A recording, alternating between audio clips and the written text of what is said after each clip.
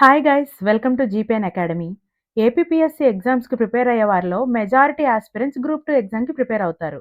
అందుకే ఈ ఎగ్జామ్కి కాంపిటీషన్ చాలా ఎక్కువ అండ్ అప్లికేషన్స్ కూడా లక్షల్లో వస్తాయి.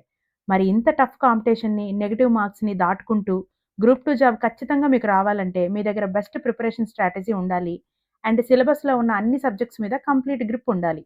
అందుకే ఏపీపీఎస్సీ గ్రూప్ టూ ఆస్పిరెంట్స్కి 100% యూజ్ అయ్యేలా exam pattern, syllabus decoding, subject wise approach అంటే ఏ సబ్జెక్ట్ ఎలా చదవాలి, ఎంత టైం కేటాయించాలి, ఏ బుక్స్ చదవాలి, plus subject wise high yield topics అంటే ఎక్కువ మార్క్స్ వచ్చే టాపిక్స్ ఏంటి, ఇలా అన్ని టాపిక్స్ కవర్ చేస్తూ బోత్ ప్రిలిమ్స్ అండ్ మెయిన్స్కి యూజ్ అయ్యేలా ఫుల్ గ్రూప్ టూ స్ట్రాటజీ ఈ వీడియోలో స్టెప్ బై స్టెప్ డీటెయిల్డ్గా అండ్ మోస్ట్ ప్రాక్టికల్ వేలో ఎక్స్ప్లెయిన్ చేయబోతున్నాను. అంతేకాదు గ్రూప్ టూ ప్రిలిమ్స్లో న్యూగా యాడ్ చేసిన ఇండియన్ సొసైటీ సబ్జెక్టుకి సంబంధించి preparation and high yield topics గురించి కూడా చాలా క్లియర్ కట్గా చెప్తున్నాను.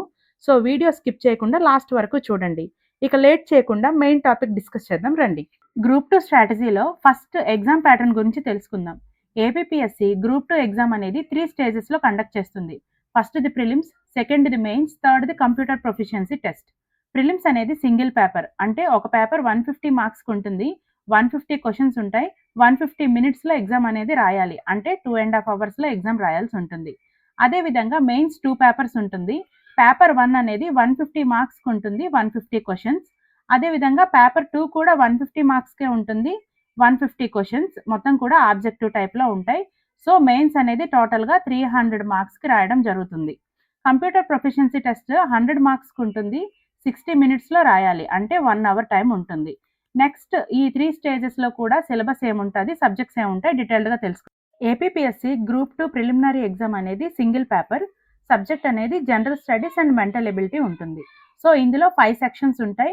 సెక్షన్ ఏలో ఇండియన్ హిస్టరీ, సెక్షన్ బిలో జాగ్రఫీ, సెక్షన్ సిలో ఇండియన్ సొసైటీ, సెక్షన్ డిలో కరెంట్ అఫైర్స్, సెక్షన్ ఈలో మెంటల్ ఎబిలిటీకి సంబంధించి క్వశ్చన్స్ వస్తాయి. ఈచ్ సబ్జెక్ట్ నుంచి 30 క్వశ్చన్స్ 30 మార్క్స్కి ఉంటాయి. సో ఓవరాల్గా 150 క్వశ్చన్స్ 150 మార్క్స్కి 150 మినిట్స్లో ఎగ్జామ్ రాయాలి. సో ఇక్కడ మనం చూసుకున్నట్టయితే క్లియర్గా సబ్జెక్ట్ వైజ్ వెయిటేజ్ అనేది ఇచ్చేశారు. సో అన్ని సబ్జెక్ట్స్కి ఈక్వల్ ఇంపార్టెన్స్ ఇచ్చి చదివితే గ్రూప్ టూ ప్రిలిమ్స్లో మంచి స్కోర్ అనేది వస్తుంది. గ్రూప్ టూ మెయిన్స్ ఎగ్జామ్లో 2 పేపర్స్ ఉంటాయి. పేపర్ 1లో మళ్ళీ section A and section B అని 2 టైప్స్ ఉంటాయి. సో సెక్షన్ ఏలో social history of Andhra Pradesh, the history of social and cultural movements in Andhra Pradesh అనే సబ్జెక్ట్ నుంచి 75 క్వశ్చన్స్ వస్తాయి 75 మార్క్స్కి. అదేవిధంగా సెక్షన్ బిలో general overview of Indian constitution అంటే ఇండియన్ పాలిటీ నుంచి 75 క్వశ్చన్స్ వస్తాయి 75 మార్క్స్కి. సో టోటల్ 150 క్వశ్చన్స్ 2.5 అవర్స్లో రాయాల్సి ఉంటుంది, 150 మార్క్స్.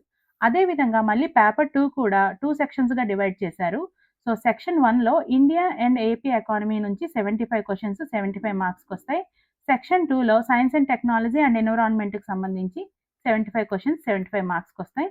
సో ఇది కూడా ఓవరాల్గా 150 క్వశ్చన్స్ అనేవి వస్తాయి, 2.5 అవర్స్లో రాయాల్సి ఉంటుంది, 150 మార్క్స్. సో మెయిన్స్ అనేది 300 మార్క్స్కి ఉంటుంది. 300 మార్క్స్కే మనకి మెరిట్ కట్ ఆఫ్ అనేది తీస్తారు. నెక్స్ట్ గ్రూప్ టూ ఎగ్జామ్ ఎలా కండక్ట్ చేస్తారో తెలుసుకుందాం. Group two prelims and mains both exams కూడా ఆబ్జెక్టివ్ టైప్స్ క్వశ్చన్స్ ఉంటాయి. అంటే మల్టిపుల్ చాయిస్ క్వశ్చన్స్ అనేవి ఇస్తారు. 4 ఆప్షన్స్ ఇస్తారు. అందులో రైట్ ఆన్సర్ అనేది మనం చూస్ చేసుకోవాలి. అదేవిధంగా స్క్రీనింగ్ టెస్ట్ అంటే ప్రిలిమ్స్ ఎగ్జామ్కి వచ్చేసరికి ఇది ఆఫ్లైన్లో జరుగుతుంది. ఓఎంఆర్ షీట్ ఇస్తారు, అందులో మనం ఆన్సర్స్ బబుల్ చేయాలి. తర్వాత మెయిన్స్ ఎగ్జామ్కి వచ్చేసరికి ఎయిదర్ అది ఆఫ్లైన్ అంటే ఓఎంఆర్ బేస్డ్ ఎగ్జామ్ అవ్వచ్చు, లేదా కంప్యూటర్ బేస్డ్ టెస్ట్ అంటే కంప్యూటర్లో రాయాల్సిన టెస్ట్ అవ్వచ్చు. అది APPSC exam by exam decide చేస్తుంది. తర్వాత మనం ముందుగా డిస్కస్ చేసుకున్నట్టు ప్రిలిమ్స్ అనేది 1 పేపర్ ఉంటుంది. ఇది జస్ట్ క్వాలిఫైయింగ్ ఎగ్జామ్ అంటే జస్ట్ మెయిన్స్కి క్యాండిడేట్స్ని సెలెక్ట్ చేయడానికి ఈ ఎగ్జామ్ పెడతారు తప్పితే ఇది ఈ మార్క్స్ అనేవి మెరిట్ లిస్ట్కి కన్సిడర్ చేయరు. తర్వాత మెయిన్స్ 2 పేపర్స్ సేమ్ డేలో రాయాలి. 2 పేపర్లు కూడా మార్నింగ్ అండ్ ఈవినింగ్ సెషన్స్లో ఒకే రోజు కండక్ట్ చేస్తారు. సో ఈ మెయిన్స్ 300 మార్క్స్ ఏవైతే ఉన్నాయో దీని బేస్డ్ మెరిట్ లిస్ట్ అనేది ఉంటుంది. తర్వాత ఈ మెరిట్ లిస్ట్ బేస్ చేసుకొని కంప్యూటర్ ప్రొఫిషియన్సీ టెస్ట్కి అటెండ్ అవుతారు. నెగెటివ్ మార్కింగ్ అనేది బోత్ ప్రిలిమ్స్ అండ్ మెయిన్స్కి ఉంది. ఎందుకంటే 2 ఎగ్జామ్స్ కూడా ఆబ్జెక్టివ్ టైప్స్ కాబట్టి ఒక రాంగ్ ఆన్సర్కి 1/3 మార్క్స్ కట్ అవుతాయి. అంటే 3 క్వశ్చన్స్ తప్పుగా పెడితే 1 మార్క్ కట్ అవుతుంది. నెక్స్ట్ కంప్యూటర్ ప్రొఫిషియన్సీ టెస్ట్ ఎలా కండక్ట్ చేస్తారో తెలుసుకుందాం. సిపిటి అనేది 60 మినిట్స్ కండక్ట్ చేస్తారు. అంటే 1 అవర్ ఎగ్జాము 100 మార్క్స్కి ఉంటుంది. బట్ ఒకటి గుర్తుంచుకోండి, ఇది just qualifying exam. So category wise qualifying marks వస్తే సరిపోతుంది. ఎస్సీ, ఎస్టీ, ఫిజికల్లీ హ్యాండిక్యాప్డ్ అయితే 30 మార్క్స్, బీసీ అయితే 35 మార్క్స్, ఓసీ అయితే 40 మార్క్స్ వస్తే ఈ ఎగ్జామ్ క్వాలిఫై అయిపోతారు. సీపీటీ ఎగ్జామ్ గురించి ఏపీపీఎస్సీ ఏం చెప్తుందంటే, based on merit in mains exam the candidates will be shortlisted for computer proficiency test. అంటే మనం మెరిట్ లిస్ట్‌లో ఉంటేనే సీపీటీ రాయడానికి eligible. No candidate shall be eligible for appointment to the post falling under the group 2 services unless he or she qualifies the CPT exam. అంటే మీకిక్కడ అర్థమై ఉంటది. మనం సీపీటీ ఎగ్జామ్ క్వాలిఫై అయితేనే గ్రూప్ 2కి ఎలిజిబుల్. సో, ఖచ్చితంగా CPT exam అనేది qualify అవ్వాలి. So, prelims and mains exam రాసాక మనం ఖాళీగానే ఉంటాం కాబట్టి, మెయిన్స్ తర్వాత సీపీటీ ఎగ్జామ్ సిలబస్ చూసుకొని, ఇది both theoretical and practical syllabus ఉంటుంది కాబట్టి, ఆ విధంగా మీరు ప్రిపేర్ అయితే ఈజీగా క్వాలిఫై అవుతారు. ఇప్పుడు గ్రూప్ 2 ప్రిలిమ్స్‌లో సిలబస్ గురించి డీటెయిల్డ్‌గా డిస్కస్ చేద్దాం. ప్రిలిమ్స్‌లో సెక్షన్ ఏలో 1-30 క్వెషన్స్ ఇండియన్ హిస్టరీ సబ్జెక్ట్ నుంచి వస్తాయి. సో, అందులో ముందుగా చూసినట్టయితే ancient history, salient features of Indus valley civilization. అంటే ఇండస్ వ్యాలీ సివిలైజేషన్‌లో ఇంపార్టెంట్ ఏంటంటే ముఖ్యంగా సైట్స్ ఉంటాయి. సో, హరప్ప, మొహంజదారో, లోథల్, ధోలవీర, చాన్హుదారో, కాళీబంగ్ అని సైట్స్ అన్నీ ఇంపార్టెంటు. అవి ఏ ఇయర్‌లో బయటపడ్డాయి, ఎవరు తవ్వారు, అక్కడ ఏ ఏ ఆబ్జెక్ట్స్ బయటపడ్డాయి, అవి ఏ రివర్ బ్యాంక్ దగ్గర ఉన్నాయి, ఇవన్నీ కూడా నోట్ చేసుకోవాలి. తర్వాత వాళ్ళ పొలిటికల్ కండిషన్ ఎలా ఉండేది, వాళ్ళ సొసైటీ, వాళ్ళ ఎకానమీ, అప్పట్లోనే వాళ్ళు ఇంటర్నేషనల్ ట్రేడ్ అనేది చేసేవాళ్ళు. సో, ఆ ట్రేడ్ ఏ ఏ కంట్రీస్‌తో చేశారు, ఇంపోర్ట్స్ ఏంటి, ఎక్స్‌పోర్ట్స్ ఏంటి, తర్వాత వీళ్ళు ఎలా డిక్లైన్ అయ్యారు, ఇవన్నీ కూడా చదువుకోవాలి. తర్వాత వేదిక్ ఏజ్. వేదిక్ ఏజ్ అనేది 2 టైప్స్ ఉంటది. Early Vedic period, later Vedic period. So, ఈ 2 టైమ్స్‌లో కూడా లిటరేచర్ అనేది చాలా ఇంపార్టెంటు.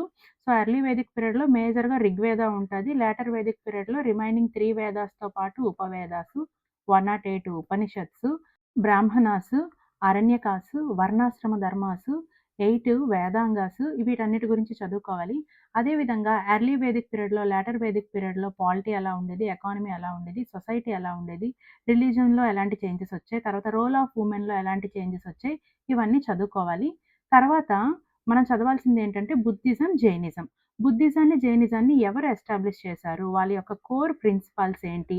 తర్వాత ఇందులో చాలా చాలా ఇంపార్టెంట్ లిటరేచర్. ఏ బుక్స్‌ని ఎవరు రాసారు? కంటిన్యూయస్‌గా మిలింద పనహాన్ ఎవరు రాసారు? సుత్త పీటక, వినయ్ పీటకని ఎవరు రాసారు? అభిధమ్మ కోస రైటర్ ఎవరు? ఇలాంటి క్వెషన్స్ అన్నీ వస్తూ ఉంటాయి. బుద్ధిజం, జైనిజంలో ఆర్ట్ అండ్ ఆర్కిటెక్చర్ కూడా చాలా ఇంపార్టెంటు. విహార అంటే ఏంటి? ఆరామ అంటే ఏంటి? Cave architecture. తర్వాత బుద్ధిజం, జైనిజం రెండిటికి కూడా డిఫరెంట్ కౌన్సిల్స్ జరిగాయి. సో, ఆ కౌన్సిల్స్ ఎవరు కండక్ట్ చేశారు? ఏ ఇయర్‌లో కండక్ట్ చేశారు? ఏ లొకేషన్‌లో కండక్ట్ చేశారు? ఇవన్నీ కూడా చదవాలి. Next Mauryan empire. యాక్చువల్‌గా మగధ ఎంపైర్‌ని 4 డైనస్టీస్ పరిపాలించాయి. అందులో ఇంపార్టెంట్ డైనస్టీ మౌర్యన్ డైనస్టీ.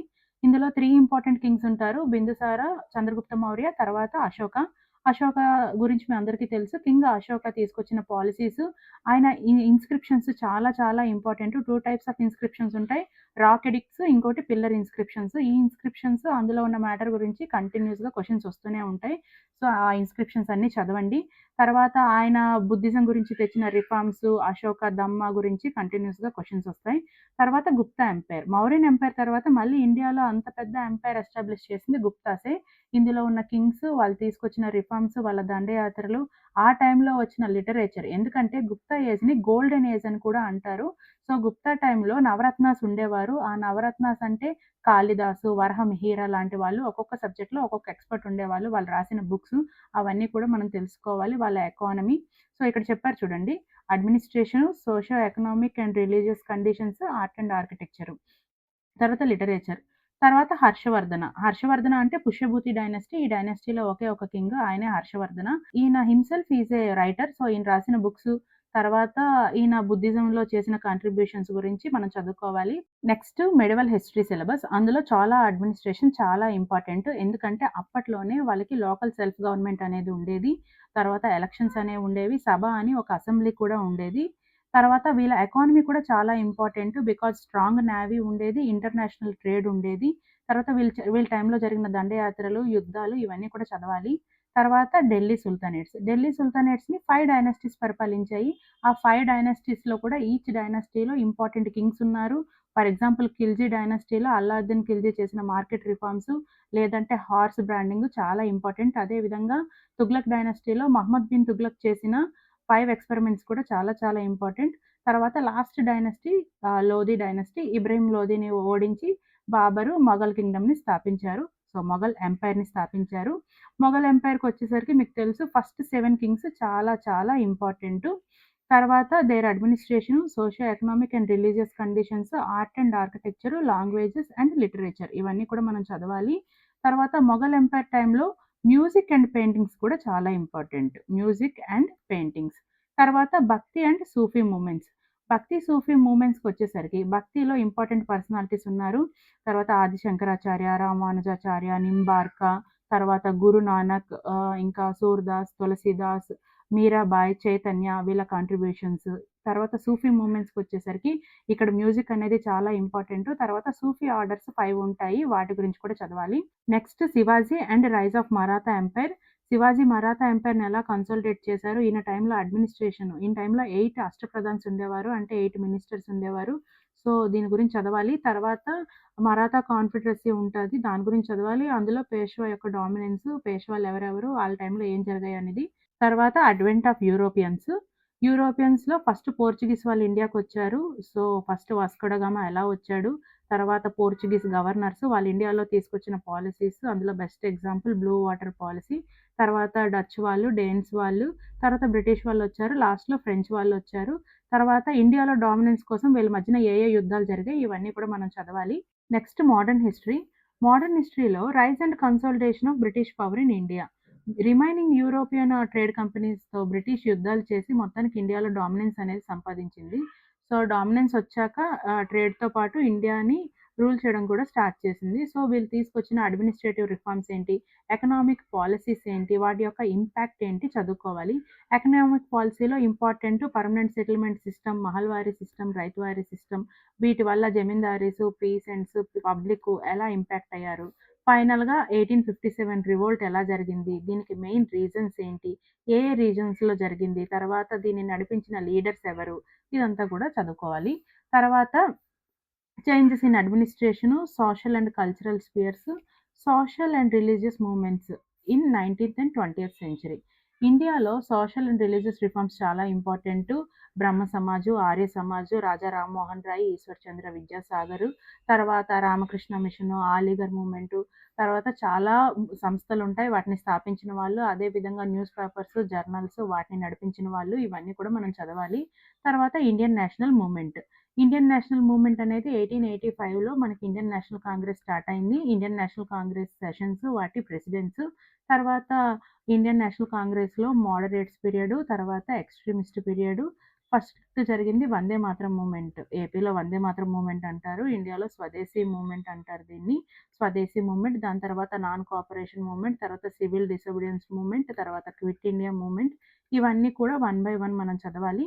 తర్వాత contributions from the different parts of the country. Post independence consolidation. Independence టైంలో ఇండియా అనేది బ్రిటిష్ పరిపాలించిన వాటిని అన్నిటిని ప్రావిన్సెస్ అనేవారు. తర్వాత డిఫరెంట్ జమీందారీస్ పరిపాలించే వాటిని ప్రిన్స్లీ స్టేట్స్ అనేవారు. సో, ఇండియా అనేది బ్రిటిష్ ప్రావిన్సెస్‌గా ప్రిన్స్లీ స్టేట్స్ నియర్లీ 552 ప్రిన్స్లీ స్టేట్స్‌గా ఉండేది. సో, వాటన్నిటిని ఒకే కంట్రీగా ఎలా కన్సాలిడేట్ చేశారు? తర్వాత రీఆర్గనైజేషన్ వితిన్ ద కంట్రీ. ఇండియాకి ఇండిపెండెన్స్ వచ్చినప్పుడు నియర్లీ 14 స్టేట్స్ ఉండేవి. ఇప్పుడు అది 28 స్టేట్స్‌గా ఎలా చేంజ్ అయింది? ఫస్ట్ ఆంధ్రప్రదేశ్ అంటే ఆంధ్ర రాష్ట్రమే అవతరించింది. సో, అదంతా ఎలా జరిగింది? అదంతా కూడా మనకి హిస్టరీలో చదువుకుంటాం. సో, ఓవరాల్‌గా ఇదండి ఇండియన్ హిస్టరీ సిలబస్సు. మీరు చూసినట్లయితే Indian history syllabus ancient, medieval, modern ఉంది. సో, ఈచ్ టాపిక్ నుంచి 10 క్వెషన్స్ వచ్చినా మనకి 30 క్వెషన్స్ వస్తాయి. సో, ఏన్షియంట్‌కి, మెడివల్‌కి, మోడర్న్‌కి ఈక్వల్ ఇంపార్టెన్స్ ఇచ్చి చదివితే మంచి స్కోర్ అనేది వస్తుంది. నెక్స్ట్ సెక్షన్ బిలో 31-60 క్వెషన్స్ అనేవి జియోగ్రఫీ సబ్జెక్ట్ నుంచి వస్తాయి. సో, సిలబస్‌లోకి వెళ్ళేసరికి జనరల్ అండ్ ఫిజికల్ జియోగ్రఫీ. అందులో first the earth in solar system. So, solar system అనేసరికి సన్ అండ్ 8 ప్లానెట్స్ వాటి గురించి, వాటి ఫీచర్స్ చదువుతాం. తర్వాత interior of earth. Interior of earth అనేసరికి మనకి కోరు, తర్వాత మ్యాంటెల్, తర్వాత క్రస్ట్ వాటి యొక్క ఫీచర్స్ గురించి చదువుతాం. తర్వాత major landforms and their features, climate different types of climate, structure and composition of atmosphere అంటే ట్రోపోస్ఫియర్ అంటే ఏంటి, స్ట్రాటోస్ఫియర్, మెసోస్ఫియర్, తర్వాత అయనోస్ఫియర్, తర్వాత ocean water temperature and salinity దాన్ని ఇంపాక్ట్ చేసే కండిషన్స్ ఏంటి, తర్వాత టైడ్స్, వేవ్స్, కరెంట్స్ వీటి యొక్క టైప్స్, తర్వాత ఇదంతా కూడా ఇండియా అండ్ ఆంధ్రప్రదేశ్‌కి సంబంధించి చదువుతాం. తర్వాత మేజర్ ఫిజియోగ్రాఫిక్ ఫీచర్స్. ఇండియాలో మేజర్ ఫిజియోగ్రాఫిక్ ఫీచర్స్ అంటే మౌంటైన్స్. మళ్ళీ ఇవి హిమాలయన్ మౌంటైన్స్, పెనిన్సులర్ మౌంటైన్స్ ఉంటాయి. తర్వాత ప్లేట్యూస్ ఉంటాయి. తర్వాత కోస్టల్ ప్లెయిన్స్, ఇంకా ఐలాండ్స్ ఇవన్నీ కూడా ఫిజికల్ ఫీచర్స్. తర్వాత క్లైమేట్, తర్వాత డ్రైనేజ్ సిస్టమ్. ఇండియాలో డ్రైనేజ్ సిస్టమ్ మళ్ళీ 2 టైప్స్. ఒకటి హిమాలయన్ డ్రైనేజ్, రెండోది పెనిన్సులర్ డ్రైనేజ్. అదేవిధంగా అరేబియన్ సీలో కలిసేవి, తర్వాత బే ఆఫ్ బెంగాల్‌లో కలిసే రివర్స్. తర్వాత సాయిల్‌కొచ్చేసరికి సాయిల్ ఫార్మేషన్ చదవాలి. తర్వాత డిఫరెంట్ టైప్స్ ఆఫ్ సాయిల్స్, తర్వాత ఆ సాయిల్స్‌లో ఎటువంటి క్రాప్స్ పండుతాయి, అదేవిధంగా ఆ సాయిల్స్‌లో ఎటువంటి మినరల్స్ ఉంటాయి, అవన్నీ కూడా చదవాలి. తర్వాత వెజిటేషన్ టైప్స్. ఇండియాలో ఎవర్‌గ్రీన్ ఫారెస్ట్ ఉంది, డెసిడియస్ ఫారెస్ట్ ఉంది, అదేవిధంగా థార్న్ ఫారెస్ట్ ఉంది, తర్వాత మౌంటైన్ ఫారెస్ట్ ఉంది. అన్నిటికన్నా ఇంపార్టెంట్ మ్యాంగ్రోవ్ ఫారెస్ట్ కూడా ఉంది. సో, ఇవన్నీ చదువుతాం. తర్వాత natural hazards and disaster management. Natural hazards అనేసరికి ఎర్త్‌క్వేక్స్, సునామీ, తర్వాత ఫ్లడ్స్, డ్రాఫ్ట్, తర్వాత ల్యాండ్ స్లైడ్స్ వీటన్నిటి గురించి చదవాలి. వాటిని మనం ఎలా మేనేజ్ చేస్తాము, మిటిగేట్ చేస్తాం కూడా చదువుతాం. తర్వాత economic geography of India and AP. Natural resources and their distribution. Natural resources అనేసరికి మనకి కోలు, ఐరను, తర్వాత పెట్రోలియము, గ్యాస్ ఇంకా చాలా మినరల్స్ ఉంటాయి. వాటి డిస్ట్రిబ్యూషన్ అక్రాస్ ఇండియా ఎలా ఉంది? తర్వాత అక్రాస్ ఏపీ ఎలా ఉంది? ఫర్ ఎగ్జాంపుల్ ఇండియాలో సెంట్రల్ రీజియన్‌లో ఏ ఏ మినరల్స్ దొరుకుతాయి? తర్వాత వెస్టర్న్ రీజియన్‌లో ఏం దొరుకుతాయి? సౌతర్న్ రీజియన్స్‌లో ఏం దొరుకుతాయి? For example north eastern region అంటే చోటా నాగపూర్‌లో కోల్ అనేది చాలా ఫేమస్. సో, ఇలా డిస్ట్రిబ్యూషన్ గురించి చదవాలి. Next agriculture and agro based activities. జాగ్రఫీలో అగ్రికల్చర్ అనేసరికి టైప్స్ ఆఫ్ అగ్రికల్చర్ ఉంటది. అంటే సబ్సిస్టెన్స్ అగ్రికల్చర్ అంటే ఏంటి? కమర్షియల్ ఫార్మింగ్ అంటే ఏంటి? ప్లాంటేషను. సో, తర్వాత క్రాపింగ్ సీజన్స్ ఉంటాయి. రబీ అంటే ఏంటి? ఖరీఫ్ అంటే ఏంటి? జైద్ అంటే ఏంటి? ఆ సీజన్ ఏ మంత్ నుంచి ఏ మంత్ అండ్ ఆ టైంలో ఏ క్రాప్స్ పండుతాయి? వీట్ లేదా రైస్, సో మిల్లెట్స్ ఇవన్నిటి గురించి చదవాలి. తర్వాత క్రాపింగ్ ప్యాటర్న్ ఉంటది. ఇంటర్ క్రాపింగ్ అంటే ఏంటి? మల్టీ క్రాపింగ్ అంటే ఏంటి? తర్వాత ఆర్గానిక్ ఫార్మింగ్ అంటే ఏంటి? జీరో బడ్జెట్ న్యాచురల్ ఫార్మింగ్ అంటే ఏంటి? ఇవన్నీ కూడా చదువుతాం. తర్వాత distribution of major industries and major industrial reason. So, ఇండియాలో ఇండస్ట్రీస్ అనేవి ఏ ఏ స్టేట్స్‌లో ఎక్కువ ఫోకస్ అయ్యి ఉన్నాయి? తర్వాత ఆ రీజన్స్ ఏంటి? ఇండియాలో మేజర్ ఇండస్ట్రియల్ రీజన్స్‌కొచ్చేసరికి ముంబై, పూణే రీజియన్ ఉంది. దాంట్లో ఐటీ టెక్స్‌టైల్స్ చాలా ఫేమస్. హుగ్లీ రీజియన్‌లో జూటు పేపర్ ఫేమస్. బెంగుళూరు, తమిళనాడులో ఐటీ ఎలక్ట్రానిక్స్ ఫేమస్. గుజరాత్ రీజియన్‌లో కాటన్ టెక్స్‌టైల్స్‌కి, పెట్రోల్‌కి ఫేమస్. చోటా నాగపూర్, విశాఖపట్నం, గుంటూరు, ఢిల్లీ, తిరువనంతపురం అని చాలా రీజన్స్ ఉన్నాయి. వాటి గురించి అండ్ వాటిలో ఏ ఇండస్ట్రీస్ ఉన్నాయి చదువుకోవాలి. Next transport, communication, tourism and trade. ట్రాన్స్‌పోర్ట్‌కొచ్చేసరికి మనకి ఇండియాలో ట్రాన్స్‌పోర్ట్ అనేది 3 టైప్స్ ఉంది. ఒకటి ల్యాండ్ ట్రాన్స్‌పోర్ట్, రెండోది వాటర్ ట్రాన్స్‌పోర్ట్, మూడోది ఎయిర్ ట్రాన్స్‌పోర్ట్. మళ్ళీ ల్యాండ్ ట్రాన్స్‌పోర్ట్ 2 టైప్స్. ఒకటి రోడ్డు, ఇంకొకటి రైలు. వాటర్ ట్రాన్స్‌పోర్ట్ కూడా మేజర్‌గా 2 టైప్స్. ఒకటేమో ఇన్‌లాండ్ వాటర్ అంటే రివర్ వాటర్ ట్రాన్స్‌పోర్ట్, ఇంకోటి సీ వాటర్ ట్రాన్స్‌పోర్ట్. ఇంకా ఎయిర్‌కొచ్చేసరికి ఎయిర్ అనేది డొమెస్టిక్ అండ్ ఇంటర్నేషనల్ అని 2 టైప్స్ ఉంటది. సో, వీటన్నిటి గురించి చదవాలి. వీటి గురించి సెపరేట్ అథారిటీస్ ఉంటాయి. రోడ్డు ట్రాన్స్‌పోర్ట్‌కొచ్చేసరికి national highway authority of India ఉంటుంది. అదే విధంగా బోర్డర్ రోడ్ ఆర్గనైజేషన్ కూడా ఉంటుంది. ఎయిర్‌పోర్ట్‌కొచ్చేసరికి ఎయిర్‌పోర్ట్ అథారిటీ ఆఫ్ ఇండియా ఉంటుంది. ఇన్‌లాండ్ వాటర్‌వేస్‌కి inland waterway authority of India ఉంటుంది. ఇంకా ఈ ట్రాన్స్‌పోర్టేషన్‌కి సంబంధించి డిఫరెంట్ స్కీమ్స్ కూడా ఉంటాయి. ఇప్పుడు హైవేస్‌కొచ్చేసరికి మనకి గోల్డెన్ క్వాడ్రిలేటరల్ ప్రాజెక్ట్ ఉంది. అంటే ముంబై, చెన్నై, ఢిల్లీ, కోల్కతా సిటీస్‌ని కలుపుతూ ఒక రోడ్డేస్తున్నారు. ఆ స్కీము. అదే విధంగా సాగర్మాల, భారత్మాల, ఎకనామిక్ కారిడార్స్, తర్వాత మామూలుగా ఈ వాటర్ ట్రాన్స్‌పోర్ట్ కోసమని జలమార్గ వికాస్ ప్రాజెక్ట్ ఇటువంటివన్నీ ఉంటాయి. ఈ ప్రాజెక్ట్స్ అన్నీ చదవాల్సుంటుంది. ఎగ్జామ్ పాయింట్ ఆఫ్ వ్యూలో టూరిజం కూడా చాలా ఇంపార్టెంటు. ఇండియాలో టూరిజం డెవలప్ చేయడానికి కూడా different types of schemes introduce చేశారు. స్వదేశీ దర్శన్ స్కీము, తర్వాత ప్రసాద్ స్కీము, అదే విధంగా హెరిటేజ్ 2.0 అని ప్రెజెంట్ ఒక స్కీమ్ రన్ అవుతుంది. అదే విధంగా ఏపీలో అయితే టూరిజంని ఏకంగా ఒక ఇండస్ట్రీ స్టేటస్ ఇచ్చారు. సో, ఏపీలో కూడా టూరిజంని ఎలా డెవలప్ చేస్తున్నారంటే డిఫరెంట్ క్లస్టర్స్‌గా డివైడ్ చేసి డెవలప్ చేస్తున్నారు. ఫర్ ఎగ్జాంపుల్ బీచ్ క్లస్టర్‌కొచ్చేసరికి విశాఖపట్నం, అదే విధంగా ఎకో టూరిజంకొచ్చేసరికి అరకు వ్యాలీ, ఇంకా పిల్గ్రిమేజ్ టూరిజంకొచ్చేసరికి తిరుపతి, శ్రీశైలం, ఇంకా హెరిటేజ్ టూరిజంకొచ్చేసరికి మనకి లేపాక్షి. సో, ఇలా టెంపుల్ టూరిజము ఇవన్నీ కూడా డెవలప్ చేస్తున్నారు. సో, టూరిజం మీద కూడా ఫోకస్ చేయండి. Next trade. ట్రేడ్ అనేది ఇంటర్నల్ అండ్ ఇంటర్నేషనల్ ట్రేడ్ 2 ఉంటుంది. సో, ఇక్కడ వరల్డ్ ట్రేడ్ ఆర్గనైజేషను, ట్రిప్స్ అగ్రీమెంటు, అదే విధంగా మనకి ఇండియాలో ట్రేడ్ అనేసరికి జాగ్రఫీలో ఫస్ట్ సీ పోర్ట్స్ గురించి, ఎయిర్‌పోర్ట్స్ గురించి వీటన్నిటి గురించి చదవాలి. Next human Geography of India and AP. Human development అనేసరికి మనం గ్రోత్ అండ్ డెవలప్‌మెంట్ గురించి చదువుతాం. గ్రోత్, డెవలప్‌మెంట్ వినడానికి ఒకేలాగున్న 2 different terms. So, human development ఎలా చేయాలి? తర్వాత ఇక్కడ హ్యూమన్ డెవలప్‌మెంట్ ఇండెక్స్ అంటే ఏంటి? దీంట్లో ఇండియా ర్యాంక్ ఎంత? అదే విధంగా హ్యూమన్ డెవలప్‌మెంట్ ఇండెక్స్‌లో 4 ఇండికేటర్స్ ఉంటాయి. అందులో ఇండియన్ పెర్ఫార్మన్స్ ఎలా ఉంది? తర్వాత inequality index, gender gap index అంటే ఏంటి? ఇవన్నీ చదువుతాం. డెమోగ్రఫిక్స్ అనేది పాపులేషన్‌కి సంబంధించింది. అంటే పాపులేషన్ డెన్సిటీ ఎంతుంది? పాపులేషన్ గ్రోత్ ఎలా ఉంది? పాపులేషన్ కంపోజిషన్ ఎలా ఉంది? అంటే సెక్స్ రేషియో. సో, ఫీమేల్ ఎంతమంది? మేల్ ఎంతమంది?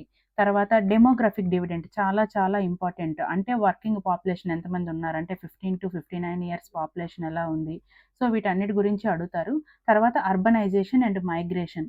Rural to urban migration and urban to rural migration ఎలా జరుగుతుంది? Racial, tribal, religious and linguistic groups.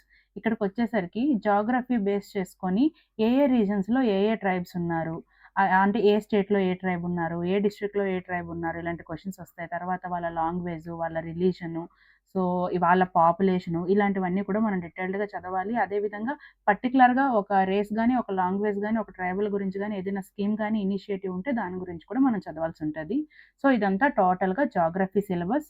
So, Geography సిలబస్‌లో మనం ఫస్ట్ నేర్చుకోవాల్సింది ఏంటి అంటే, జనరల్ జియోగ్రఫీ సిలబస్ వచ్చేసరికి ఈ ఫిజికల్ జియోగ్రఫీ నుంచి ఎన్ని క్వెషన్స్ అయితే వస్తాయో, ఎకనామిక్ అండ్ హ్యూమన్ జియోగ్రఫీ నుంచి కూడా అన్ని క్వెషన్సే వచ్చే ఛాన్స్ ఉంది. సో, అన్నిటికి ఈక్వల్ ఇంపార్టెన్స్ ఇచ్చి చదవండి. ఇంకా చెప్పాలి అంటే economic Geography and human Geography నుంచే ఎక్కువ క్వెషన్స్ వస్తారు. ఎందుకంటే ఇప్పుడు మనకి డెవలప్‌మెంట్ అనేది మేజర్ ఇష్యూ కాబట్టి, సో, ఇండస్ట్రీస్, పాపులేషను ఇలాంటి వాటి మీద ఎక్కువ క్వెషన్స్ వచ్చే ఛాన్సెస్ ఉన్నాయి. అంతే కాకుండా మనకి minerals, petroleum, gas, oil, bauxite, mica ఇవన్నీ ఎక్కడున్నాయి?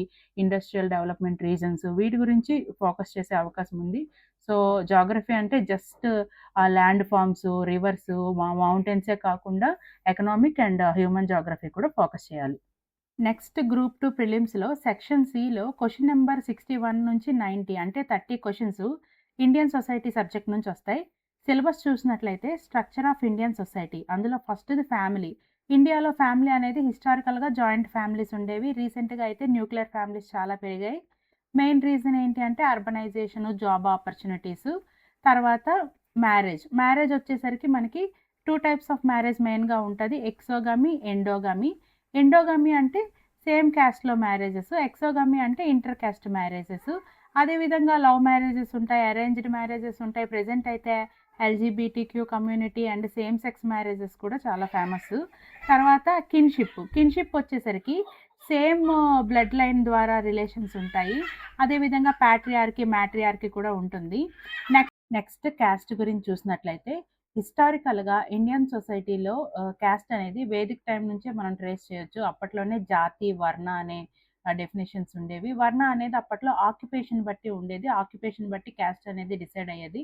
బట్ ప్రెజెంట్ సిస్టమ్‌లో అయితే క్యాస్ట్ అనేది బై బర్త్ డిసైడ్ అవుతుంది.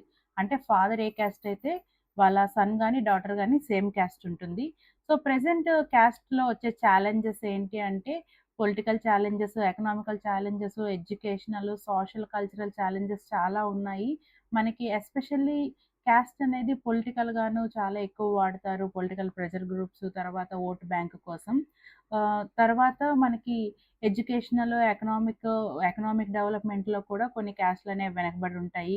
తర్వాత సాంస్క్రిటైజేషన్ సొసైటీ కాబట్టి సాంస్క్రిటైజేషన్ అంటే ఏంటి? ఎంఎన్ శ్రీనివాసరావు గారు సాంస్క్రిటైజేషన్ అనే సిద్ధాంతం ప్రవేశపెట్టారు. దాని ప్రకారం అయితే లోవర్ క్యాస్ట్ వాళ్ళు గానీ, ట్రైబ్స్ గానీ, ఇప్పుడు డామినెంట్ క్యాస్ట్ హిందూస్ యొక్క కల్చర్‌ని ఎలా అడాప్ట్ చేసుకున్నారు, ఎలా ఫాలో అయ్యారనే దాని గురించి చెప్తారు. అదే విధంగా వెస్టర్నైజేషన్ అంటే ఏంటి, సెక్యులరైజేషన్ అంటే ఏంటి, డామినెంట్ క్యాస్ట్ సిస్టము. సో, వీటన్నిటి గురించి చదువుతాం. Next tribe, ethnicity. ట్రైబ్ అంటే ఏంటంటే ఒక ఇండిజినస్ గ్రూప్స్ వాటికి డిస్టింక్ట్ కల్చర్ ఉంటుంది. జియోగ్రాఫికల్‌గా ఐసోలేటెడ్‌గా ఉంటారు. ఎకనామికల్ డెవలప్‌మెంట్ కూడా తక్కువ ఉంటుంది. వెనుకబడి ఉంటారు. సో, సెపరేట్ లాంగ్వేజ్ కూడా ఉంటుంది. సో, వీళ్ళందరినీ ట్రైబ్స్ అంటారు. ఈ ట్రైబల్ గ్రూప్స్ అనేవి హిమాలయాస్ నుంచి సౌతర్న్ ఇండియా వరకు అన్ని ఏరియాస్‌లో కూడా ఉన్నాయి. ఇండియాలో పీవీటీజీ కమ్యూనిటీస్ అనేవి 75 ఉన్నాయి. అంటే వీళ్ళు పర్టిక్యులర్‌లీ వల్నరబుల్ ట్రైబ్స్. ఏపీలో కూడా 12 గ్రూప్స్ ఉన్నాయి. ఫర్ ఎగ్జాంపుల్ చెంచు, సవర, గదబ వీళ్ళందరూ కూడా పీవీటీజీ ట్రైబ్స్‌లోకొస్తారు. సో, ఈ ట్రైబ్స్ వాళ్ళ ఛాలెంజెస్, వాళ్ళ ఎడ్యుకేషను, వాళ్ళ సొసైటీ, పొలిటికల్ రిప్రజెంటేషను వీటన్నిటి గురించి ట్రైబల్ దాంట్లో చదువుతాం. ఎథ్నిసిటీకొచ్చేసరికి ఎథ్నిసిటీ కూడా సేమ్ అటువంటి మీనింగే వస్తుంది. ఒక shared language, culture, history, geographical origin బట్టి ఎథ్నిసిటీ ఉంటుంది. కొన్నిసార్లు ఎథ్నిసిటీ వల్ల సబ్ నేషనల్ మూవ్‌మెంట్స్ అనేవి జరుగుతాయి. లేదంటే రీజనలిజం కూడా దీనివల్ల రీజనలిజం కూడా ఒక ఎథ్నిసిటీ లేదా బ్యాక్వర్డ్‌నెస్ అనేది రీజన్ అవుతుంది. తర్వాత రిలీజన్. ఇండియాలో రిలీజన్ అనేది మనకు తెలుసు డిఫరెంట్ డిఫరెంట్ రిలీజియన్స్ ఉన్నాయి. Hindus, Muslims, Christians, Jain, Buddhism, Parsi అంటూ చాలా రిలీజియన్స్ ఉన్నాయి. ఇవన్నీ కూడా కోఎగ్జిస్టెన్స్ ఎలా అవుతున్నాయి? అదేవిధంగా రాడికల్ మూవ్‌మెంట్స్ అంటే ఏంటి? సెక్యులరిజం అంటే ఏంటి? వీటన్నిటి గురించి కూడా చదవాలి. తర్వాత women. Role of women in society అనేది చాలా ఇంపార్టెంట్. వేదిక్ టైమ్‌లో వుమెన్ రోల్ ఎలా ఉండేది? వాళ్ళకి ఇండివిడ్యువాలిటీ ఉండేది. అప్పట్లో కూడా వాళ్ళు చాలామంది వుమెన్ పోయెట్స్ ఉండేవారు. తర్వాత మెడివల్ పీరియడ్‌లో వుమెన్ రోల్ ఎలా చేంజ్ అయింది. తర్వాత కొలోనియల్ టైమ్‌లో వుమెన్ ఎలా ఉండేవారు. ప్రస్తుతం మోడర్న్ డేస్‌లో వుమెన్ ఎలా ఉన్నారు. వాళ్ళు ఫేస్ చేస్తున్న ఛాలెంజెస్ ఏంటి. పొలిటికల్‌గా వాళ్ళ ఎంపవర్‌మెంట్ ఎలా ఉంది. అదేవిధంగా social, economical background and education opportunities, తర్వాత వుమెన్ ఫేస్ చేసే ఛాలెంజెస్ వాటన్నిటి గురించి కూడా ఇందులో చదవాలి. ఇప్పుడు మనం చెప్పుకున్న family, marriage, kinship, caste, tribe, ethnicity, religion, women ఈ టాపిక్స్‌కి సంబంధించి కన్సర్న్డ్ స్కాలర్స్ లేదా సోషియాలజిస్ట్ వాళ్ళు ప్రవేశపెట్టిన థియరీస్ ఏవైతే ఉన్నాయో, ఆ థియరీస్ అన్నీ కూడా చదవాలి. సో, ఎగ్జామ్ పాయింట్ ఆఫ్ వ్యూలో పర్టిక్యులర్ థియరీ ఏ సోషియాలజిస్ట్‌ది లేదా వాళ్ళు ఏ ఏ పాయింట్స్ చెప్పారు, ఆ థియరీ యొక్క ఫీచర్స్ ఏంటని అడగొచ్చు. ఫర్ ఎగ్జాంపుల్ ఇంతకుముందు నేను చెప్పినట్లుగా సాంస్క్రిటైజేషన్ ఈ థియరీని ఎవరు ప్రవేశపెట్టారు అంటే ఎంఎన్ శ్రీనివాస్. ఈ విధంగా బిట్స్ రావచ్చు. సో, సోషియాలజిస్ట్ వాళ్ళు ప్రవేశపెట్టిన థియరీల గురించి ఖచ్చితంగా చదవండి. తర్వాత సోషల్ ఇష్యూస్. కాస్టిజం అనేది మెయిన్‌గా ఒక కాస్ట్ లాయల్టీ బ్లైండ్‌గా ఒక కాస్ట్ మీద లాయల్టీ ఉండడం.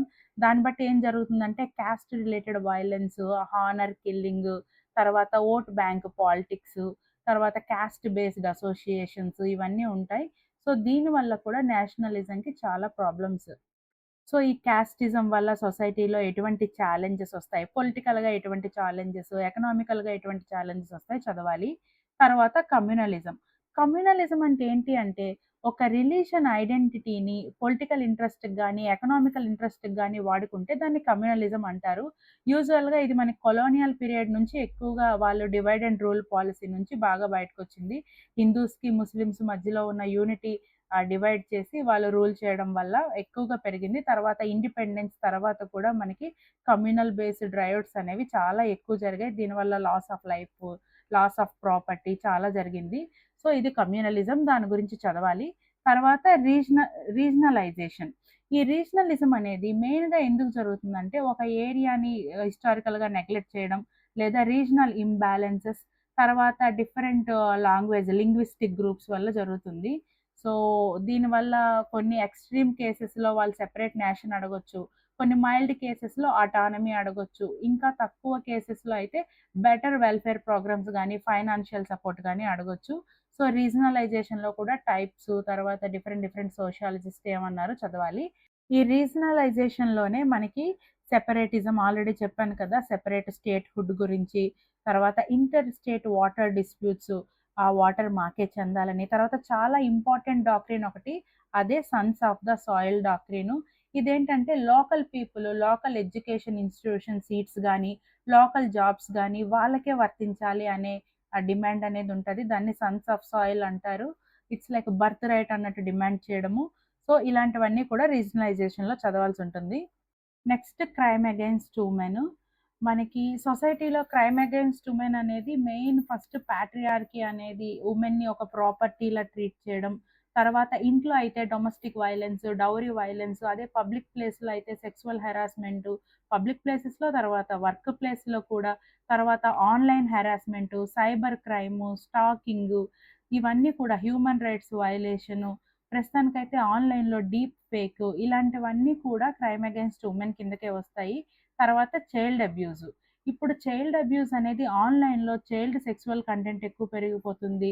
ఇంటి నుంచి పబ్లిక్ స్పేసెస్ వరకు చైల్డ్ అబ్యూజ్, సెక్సువల్ అబ్యూజ్ కూడా ఎక్కువవుతుంది. వాటి గురించి చదవాలి. తర్వాత చైల్డ్ లేబర్. చైల్డ్ లేబర్ వచ్చేసరికి మనకి చైల్డ్ లేబర్ యాక్ట్ ఉంది. దాని ప్రకారం బిలో 14 ఇయర్స్ పిల్లలెవరూ కూడా ఎంప్లాయ్‌మెంట్ బ్యాన్ అనేది ఉంది. ఎంప్లాయ్‌మెంట్ చేయకూడదు. అదే విధంగా 14-18 ఇయర్స్ ఉన్నవాళ్ళు ఎవరు కూడా హజార్డస్ ఇండస్ట్రీస్‌లో వర్క్ చేయకూడదు. దీని మీద కూడా బ్యాన్ ఉంది. తర్వాత youth unrest and agitation. Youth అనేది అన్‌రెస్ట్ ఎందుకు జరుగుతుంది? యూత్ ప్రొటెస్ట్‌లు ఎందుకు చేస్తున్నారంటే, ఫస్ట్ ఆఫ్ ఆల్ ఫ్రస్ట్రేషన్. ఈ ఫ్రస్ట్రేషన్ ఎందుకొస్తుందంటే, మొదటిది జాబ్‌లెస్ గ్రోత్.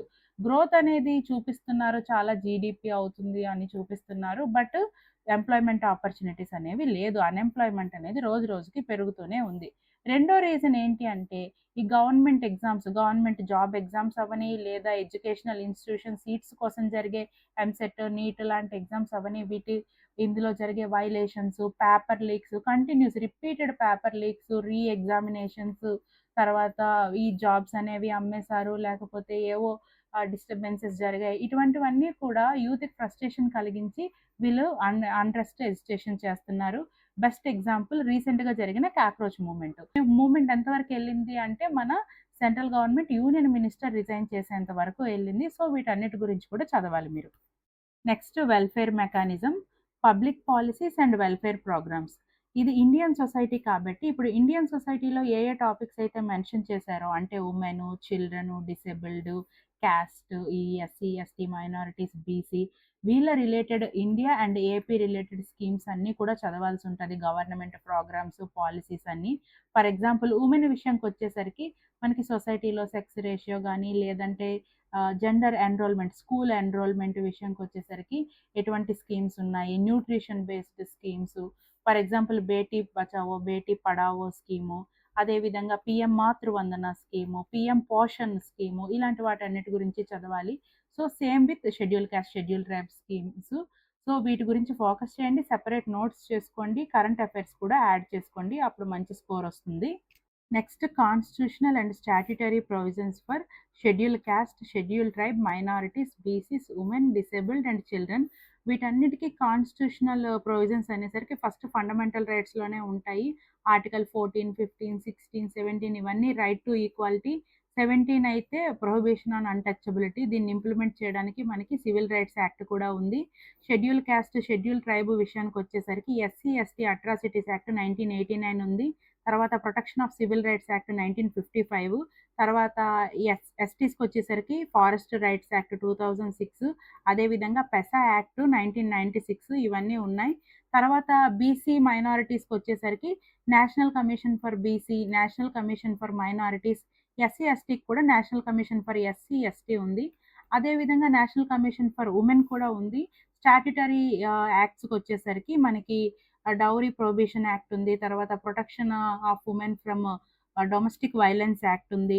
అదేవిధంగా Nirbhaya fund, women sexual harassment prohibition at work place 2013 act ఉంది. తర్వాత మెటర్నిటీ బెనిఫిట్ యాక్ట్, తర్వాత పోష్ యాక్ట్ ఇవన్నీ కూడా ఉన్నాయి. డిసేబుల్డ్‌కొచ్చేసరికి పర్సన్ విత్ డిసెబిలిటీ యాక్ట్ 2016, అదేవిధంగా చిల్డ్రన్ విషయంకొచ్చేసరికి రైట్ టు ఎడ్యుకేషన్ యాక్ట్ 2009, తర్వాత child labour act 2016, POCSO act చాలా చాలా ఫేమస్ 2012, అదేవిధంగా జువెనైల్ జస్టిస్ యాక్ట్ 2015 ఇవన్నీ కూడా మనం చదవాలి. వీటన్నిటి గురించి డీటెయిల్డ్ క్వెషన్స్ వస్తాయి. So, each act and each constitutional ఆర్టికల్‌ని సెపరేట్‌గా నోట్ చేసుకొని బాగా చదవండి. ఇండియన్ సొసైటీ అనేది న్యూగా యాడ్ చేసిన సబ్జెక్ట్ కాబట్టి రెగ్యులర్‌గా మీరు తీసుకునే ఒక రిఫరెన్స్ బుక్స్‌తో పాటు మీ ఓన్ నోట్స్ కూడా ఆన్‌లైన్‌లో మెటీరియల్ ద్వారా లేదా ఎన్‌సీఈఆర్‌టీ ద్వారా ప్రిపేర్ చేసుకోండి. సో దట్ ఎక్కువ స్కోర్ అనేది వస్తుంది. ఇప్పుడు వరకు ప్రిలిమ్స్ సిలబస్ డీటెయిల్డ్‌గా మాట్లాడుకున్నాం కదా! ఇప్పుడు మెయిన్స్ సిలబస్ గురించి డిస్కస్ చేద్దాం.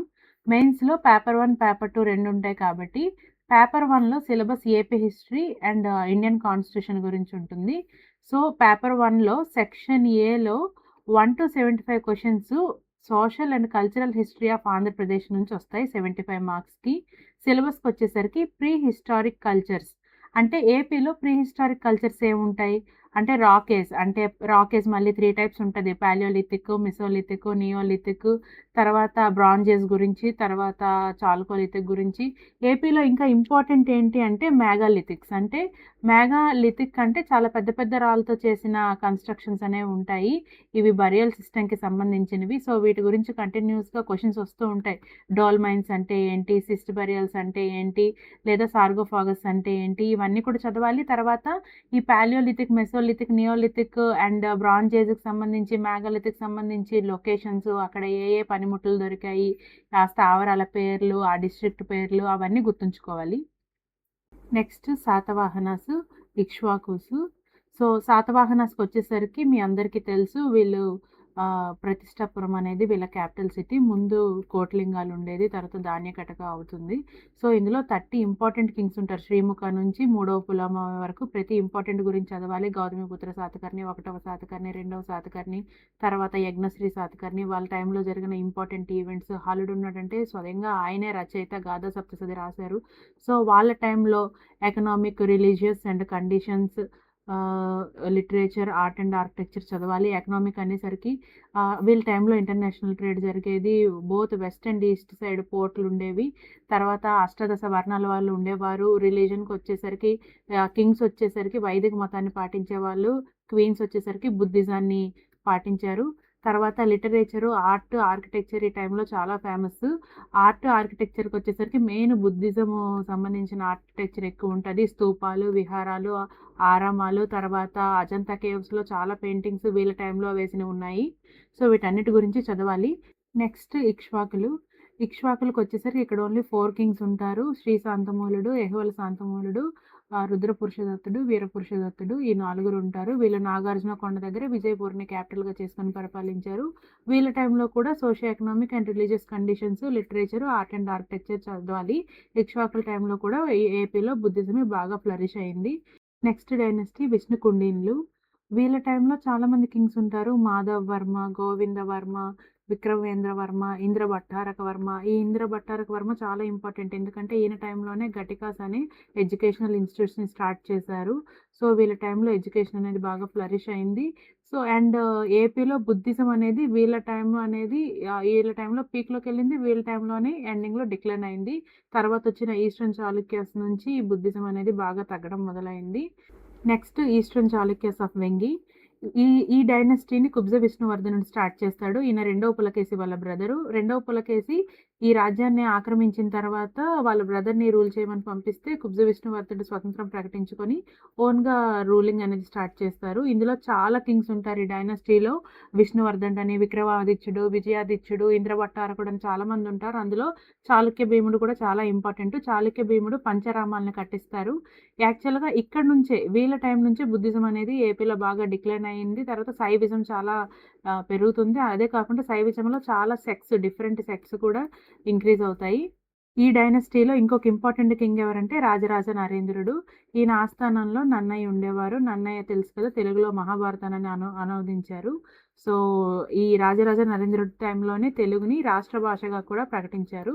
సో, ఇంపార్టెంట్ గుర్తుంచుకోండి. నెక్స్ట్ ఆంధ్ర చోళాస్. ఆంధ్ర చోళాస్ అనేవాళ్ళు చాలామందున్నారు. సో, వీళ్ళు యాక్చువల్‌గా కృష్ణా నదీ తీరాన్ని పరిపాలించినట్లు హిస్టరీ చెప్తుంది. ఇందులో ఎవరెవరంటే రేనాటి చోళులు, నన్నూరు చోళులు, వెలనాడు చోళులు, నెల్లూరు చోళులు అని చాలామందుంటారు. సో, ఈ ఈ డైనస్టీలన్ని టైంలో సొసైటీ, రిలీజను, తెలుగు లాంగ్వేజ్ ఎలా ఫ్లరిష్ అయింది, ఆర్ట్ అండ్ ఆర్కిటెక్చర్ చదవాలి. ఇప్పుడు మనం ఏవైతే డైనస్టీలు మాట్లాడుకున్నామో వాళ్ళ టైంలో ఇన్‌స్క్రిప్షన్స్ గానీ, ఏ బుక్స్ ఎవరు రాశారు, ఏ ఇన్‌స్క్రిప్షన్ ఎవరేశారు, ఆ ఇన్‌స్క్రిప్షన్ ఏ సిటీలో వేయించారు, ఇలాంటివన్నీ కూడా చాలా ఇంపార్టెంటు. ఖచ్చితంగా చదివి గుర్తుంచుకోండి. Next various major and minor dynasties that ruled Andhradesa between 11th and 16th century AD. So, ఇక్కడ చాలా సింపుల్‌గా ఇచ్చేసాడు గానీ, ఈ టైంలో చాలా మేజర్ డైనస్టీస్ ఏపీని పరిపాలించాయి. అందులో ఫస్ట్‌ది కాకతీయ డైనస్టీ, రెండవది రెడ్డి కింగ్స్, మూడవది విజయనగర కింగ్స్, నాలుగవది కుతుబ్ షాహీస్. సో, ఇవన్నీ కూడా మీరు డీటెయిల్డ్‌గా చదవాలి. అండ్ ప్రతి డైనస్టీ కూడా చాలా పెద్దది. కాకతీయాస్‌కొచ్చేసరికి ప్రోలరాజు, బేతరాజు, తర్వాత రుద్రదేవుడు, రుద్రమదేవి, గణపతి దేవుడు, ప్రతాపరుద్రుడు, తర్వాత ఢిల్లీ సుల్తానేట్ టైంలో జరిగిన దండయాత్రలు, వాళ్ళ టైంలో అగ్రికల్చర్ చాలా ఇంపార్టెన్స్ ఇచ్చారు. ఎందుకంటే ఇరిగేషను, చెరువులు ఎక్కువ తవ్వించారు. ఇవన్నీ కూడా చదవాలి. నెక్స్ట్ రెడ్డి రాజులకొచ్చేసరికి ప్రతి రాజు కూడా ఇంపార్టెంటు. ప్రోలయ వేమారెడ్డి వచ్చేసరికి ఈయన టైంలో ఈయన ఆస్థాన కవి ఎర్రన మనందరికీ తెలుసు. మహాభారతం ట్రాన్స్లేషన్ తెలుగులో చేశారు. తర్వాత అనవోతారెడ్డి, అన వేమారెడ్డి, తర్వాత కుమారగిరి వేమారెడ్డి, ఈయన కూడా ఫేమస్. ఎవ్రీ ఇయర్ వసంత ఉత్సవాలను జరిపించేవారు. తర్వాత పెదకోమటి వేమారెడ్డి చాలా చాలా ఫేమస్. ఎందుకంటే ఈయన చాలా పెద్ద గొప్ప కవి. సంగీత చింతామణి, సాహిత్య చింతామణి లాంటి బుక్స్ ఎన్నో రాశారు. రెడ్డి కింగ్డమ్ టైంలోన తెలుగు లిటరేచర్ అనేది చాలా బాగా ఫ్లరిష్ అయింది. ఎందుకంటే గొప్ప కవులైన శ్రీనాథుడు, బమ్మెర పోతన, వామన భట్టు వీళ్ళందరూ కూడా వీళ్ళ ఆస్థానంలోనే ఉండేవారు. నెక్స్ట్ విజయనగర కింగ్స్ వచ్చేసరికి 4 డైనస్టీస్ పరిపాలించాయి. సంగమ, సాలువ, తులువ, అరవేటి వంశాలు. ఇందులో ఫేమస్ కింగ్ తెలుసు, శ్రీకృష్ణదేవరాయలు. ఆయన ఆస్థానంలో ఉన్న అష్టదిగ్గజాలు. అష్టదిగ్గజాలు ప్రతి కవి పేరు, వాళ్ళు రాసిన బుక్స్ చాలా ఇంపార్టెంట్. తర్వాత వీళ్ళ టైంలోనే మనకి తల్లికోట యుద్ధం జరిగింది. అండ్ విజయనగర టైంలో చాలామంది ఫారెన్ ట్రావెలర్స్ ఇండియాకి వచ్చారు. వాళ్ళ గురించి కంటిన్యూస్గా క్వశ్చన్స్ వస్తూ ఉంటాయి. ఇబన్ బతుటా, నికోలస్ డి కంటి, తర్వాత బార్బోజా, ఇంకా అబ్దుల్ రజాక్, వీళ్ళు ఏ రాజు టైంలో విజిట్ చేశారు, ఈ క్వశ్చన్స్ అన్నీ వస్తూ ఉంటాయి. తర్వాత కుతుబ్ షాహీస్ 7 ఇంపార్టెంట్ రాజులు పరిపాలించారు. For example Jamshid Qutb Shah, Ibrahim Qutb Shah, Muhammad Qutb Shah. వీళ్ళ టైంలో తెలుగు లాంగ్వేజ్ కూడా బాగా ఫ్లరిష్ అయింది. సో వీటన్నిటి గురించి చదవాలి. ఈ 4 కింగ్డమ్స్ టైంలో వచ్చిన ఆర్ట్, ఆర్కిటెక్చరు, లిటరేచరు చాలా ఇంపార్టెంటు. మనకి కాకతీయస్ టైంలో మీరు చూసినట్టయితే రామప్ప టెంపుల్, వేయి స్తంభాల టెంపుల్ ఇవన్నీ కట్టారు. విజయనగర టైంలో హంపి అనేది ఆర్కిటెక్చర్కి చాలా famous. Hazararama temple, Virupaksha temple. So సిలబస్లో లేదని ఈ డైనస్టీస్ని అస్సలు నెగ్లెక్ట్ చేయొద్దు. చాలా డీటెయిల్డ్గా చదువుకొని నోట్ చేసుకోండి. ఇక్కడ growth of Telugu language and literature అన్నారు కదా, ఇది ఎగ్జామ్ పాయింట్ ఆఫ్ వ్యూలో చాలా చాలా ఇంపార్టెంట్. 11 నుంచి 16th సెంచరీ మధ్యలో మనకి ఆ లిటరేచర్ అనేది బిఫోర్ నన్నయ్య, ఆఫ్టర్ నన్నయ్య అని ఉంటుంది. బిఫోర్ నన్నయ్య అంటే మోస్ట్లీ ఇన్స్క్రిప్షన్స్ అండ్ ఆ టైంలో రాజులు రాసిన కవితలు, బుక్స్ బట్టి మనకు తెలుస్తుంది. ఆఫ్టర్ నన్నయ్య మాత్రం చాలా చాలా పోయట్స్ ఉన్నారు. వాళ్ళందరి గురించి చదవాలి. మనం చూసుకున్నట్టయితే పావులూరి మల్లన్న, తర్వాత మల్లికార్జున పండితుడు, తర్వాత శ్రీపతి పండితుడు, తర్వాత మంచన కవి, శ్రీకృష్ణమాచార్యుడు, పాల్కూరి స్వామినాథుడు, వీళ్ళందరూ కూడా చాలా ఇంపార్టెంట్. సో ఈ కవులు వాళ్ళు రాసిన బుక్స్, వాళ్ళ బిరుదులు చాలా చాలా ఇంపార్టెంట్. అవన్నీ గుర్తుంచుకోవాలి, ఖచ్చితంగా చదవాలి. Next modern AP history start అయింది. Advent of Europeans, trade centres, Andhra under the company, 1857 revolt and its impact on Andhra. So ఏపీలో బ్రిటిష్ వాళ్ళు ఫస్ట్ మచిలీపట్నంలో వాళ్ళు స్థావరం ఏర్పాటు చేసుకున్నారు. బ్రిటిష్ వాళ్ళకి, ఫ్రెంచ్ వాళ్ళకి జరిగిన వార్స్ని ఆంగ్లో ఫ్రెంచ్ వార్స్ లేదా కర్ణాటక వార్స్ అంటారు. ఈ వార్స్ ఎవరెవరి మధ్యన జరిగాయి, ఏ ట్రీటీలు జరిగాయి, ఇవన్నీ ఇంపార్టెంట్. తర్వాత బొబ్బిలి యుద్ధం, పద్మనాభం యుద్ధం, ఇవన్నీ జరుగుతాయి. సో బ్రిటిష్ వాళ్ళ టైంలో తర్వాత క్రిస్టియన్ మిషనరీలు ఎంటర్ అవుతాయి. ఎడ్యుకేషనల్ ఇన్స్టిట్యూషన్స్ స్టార్ట్ అవుతాయి. Educational institutions important. మద్రాసు, తర్వాత రాజమండ్రి, తర్వాత వైజాగ్లో ఏవిఎన్ కాలేజు, అదేవిధంగా బందర్ జాతీయ కళాశాల, ఏయూ యూనివర్సిటీ, ఇవన్నిటి గురించి చదవాలి. నెక్స్ట్ బ్రిటిష్ టైంలో ఏపీలో మంచి చేసిన కొంతమంది ఇంపార్టెంట్ బ్రిటిష్ ఆఫీసర్స్ ఉన్నారు. వాళ్ళ గురించి కూడా చదవాలి. అందులో Thomas Munro, Arthur Cotton, CP Brown, తర్వాత మెకంజీ, వీళ్ళు ఏపీలో ఏ కంట్రిబ్యూషన్స్ చేశారు, వీటన్నిటి గురించి డెఫినెట్గా చదవాలి. చాలా ఇంపార్టెంట్ కూడా. Next socio cultural awakening in Andhra. So ఇక్కడికి వచ్చేసరికి కందుకూరి వీరేశలింగం పంతులు గారు ముందు ఏం జరిగింది, తర్వాత ఏం జరిగింది అనేది ఉంటుంది. కందుకూరి వీరేశలింగం గారి కంట్రిబ్యూషన్స్, ఆయన ఏర్పాటు చేసిన సంస్థల గురించి ఖచ్చితంగా చదవాలి. సో ఈ సోషియో అవేకనింగ్ టైంలో వచ్చిన పత్రికలు లేదా సంస్థలు, వాటిని స్థాపించిన వారు, ఇవన్నీ కూడా చదవాలి. మనకి ఇంపార్టెంట్గా అయితే గురజాడ అప్పారావు గారు ఉంటారు. ఆయన రాసిన బుక్స్, తర్వాత చిలకమర్తి లక్ష్మీనరసింహం గారు, ఉన్నవ లక్ష్మీనారాయణ గారు, కొండ వెంకటప్పయ్య, ఇలా చాలామంది ఉంటారు. సో ఇవన్నీ ఇంపార్టెంట్. ఈ బుక్స్, సంస్థలు నోట్ చేసుకోండి. ఏ ఇయర్ స్థాపించారు, ఎవరు స్థాపించారు. Next justice party, self respect moment. Justice party అనేది ఫస్ట్ ఇదొక న్యూస్ పేపర్గా స్టార్ట్ అవుతుంది. తర్వాత దాన్ని పార్టీగా ఎస్టాబ్లిష్ చేస్తారు. 3 మెంబర్స్ ఎస్టాబ్లిష్ చేస్తారు. వాళ్ళ పేర్లు గుర్తుంచుకోవాలి. తర్వాత సెల్ఫ్ రెస్పెక్ట్ మూమెంట్ అనేది ఈవి రామస్వామి గారు స్టార్ట్ చేస్తారు. ఈ 2 మూమెంట్స్ కూడా మేజర్గా డామినెన్స్ ఆఫ్ బ్రాహ్మణ్స్కి వ్యతిరేకంగా జరుగుతుంది. సో వీళ్ళ తర్వాత మద్రాస్ ఎలక్షన్స్లో పోటీ చేస్తారు, గవర్నమెంట్ ఏర్పాటు చేస్తారు. అవన్నీ కూడా మీరు ఇందులో చదువుతారు. Next growth of nationalist movement in Andhra between 1885 to 1947. So 1885 Indian National Congress establish చేసినప్పుడే ఏపీ నుంచి చాలామంది పార్టిసిపేట్ చేశారు. తర్వాత మనకి స్వదేశీ మూవ్‌మెంట్‌ని ఏపీలో వందే మాతరం ఉద్యమం అంటారు. ఇదైతే ఏపీలో చాలా చాలా యాక్టివ్‌గా జరిగింది.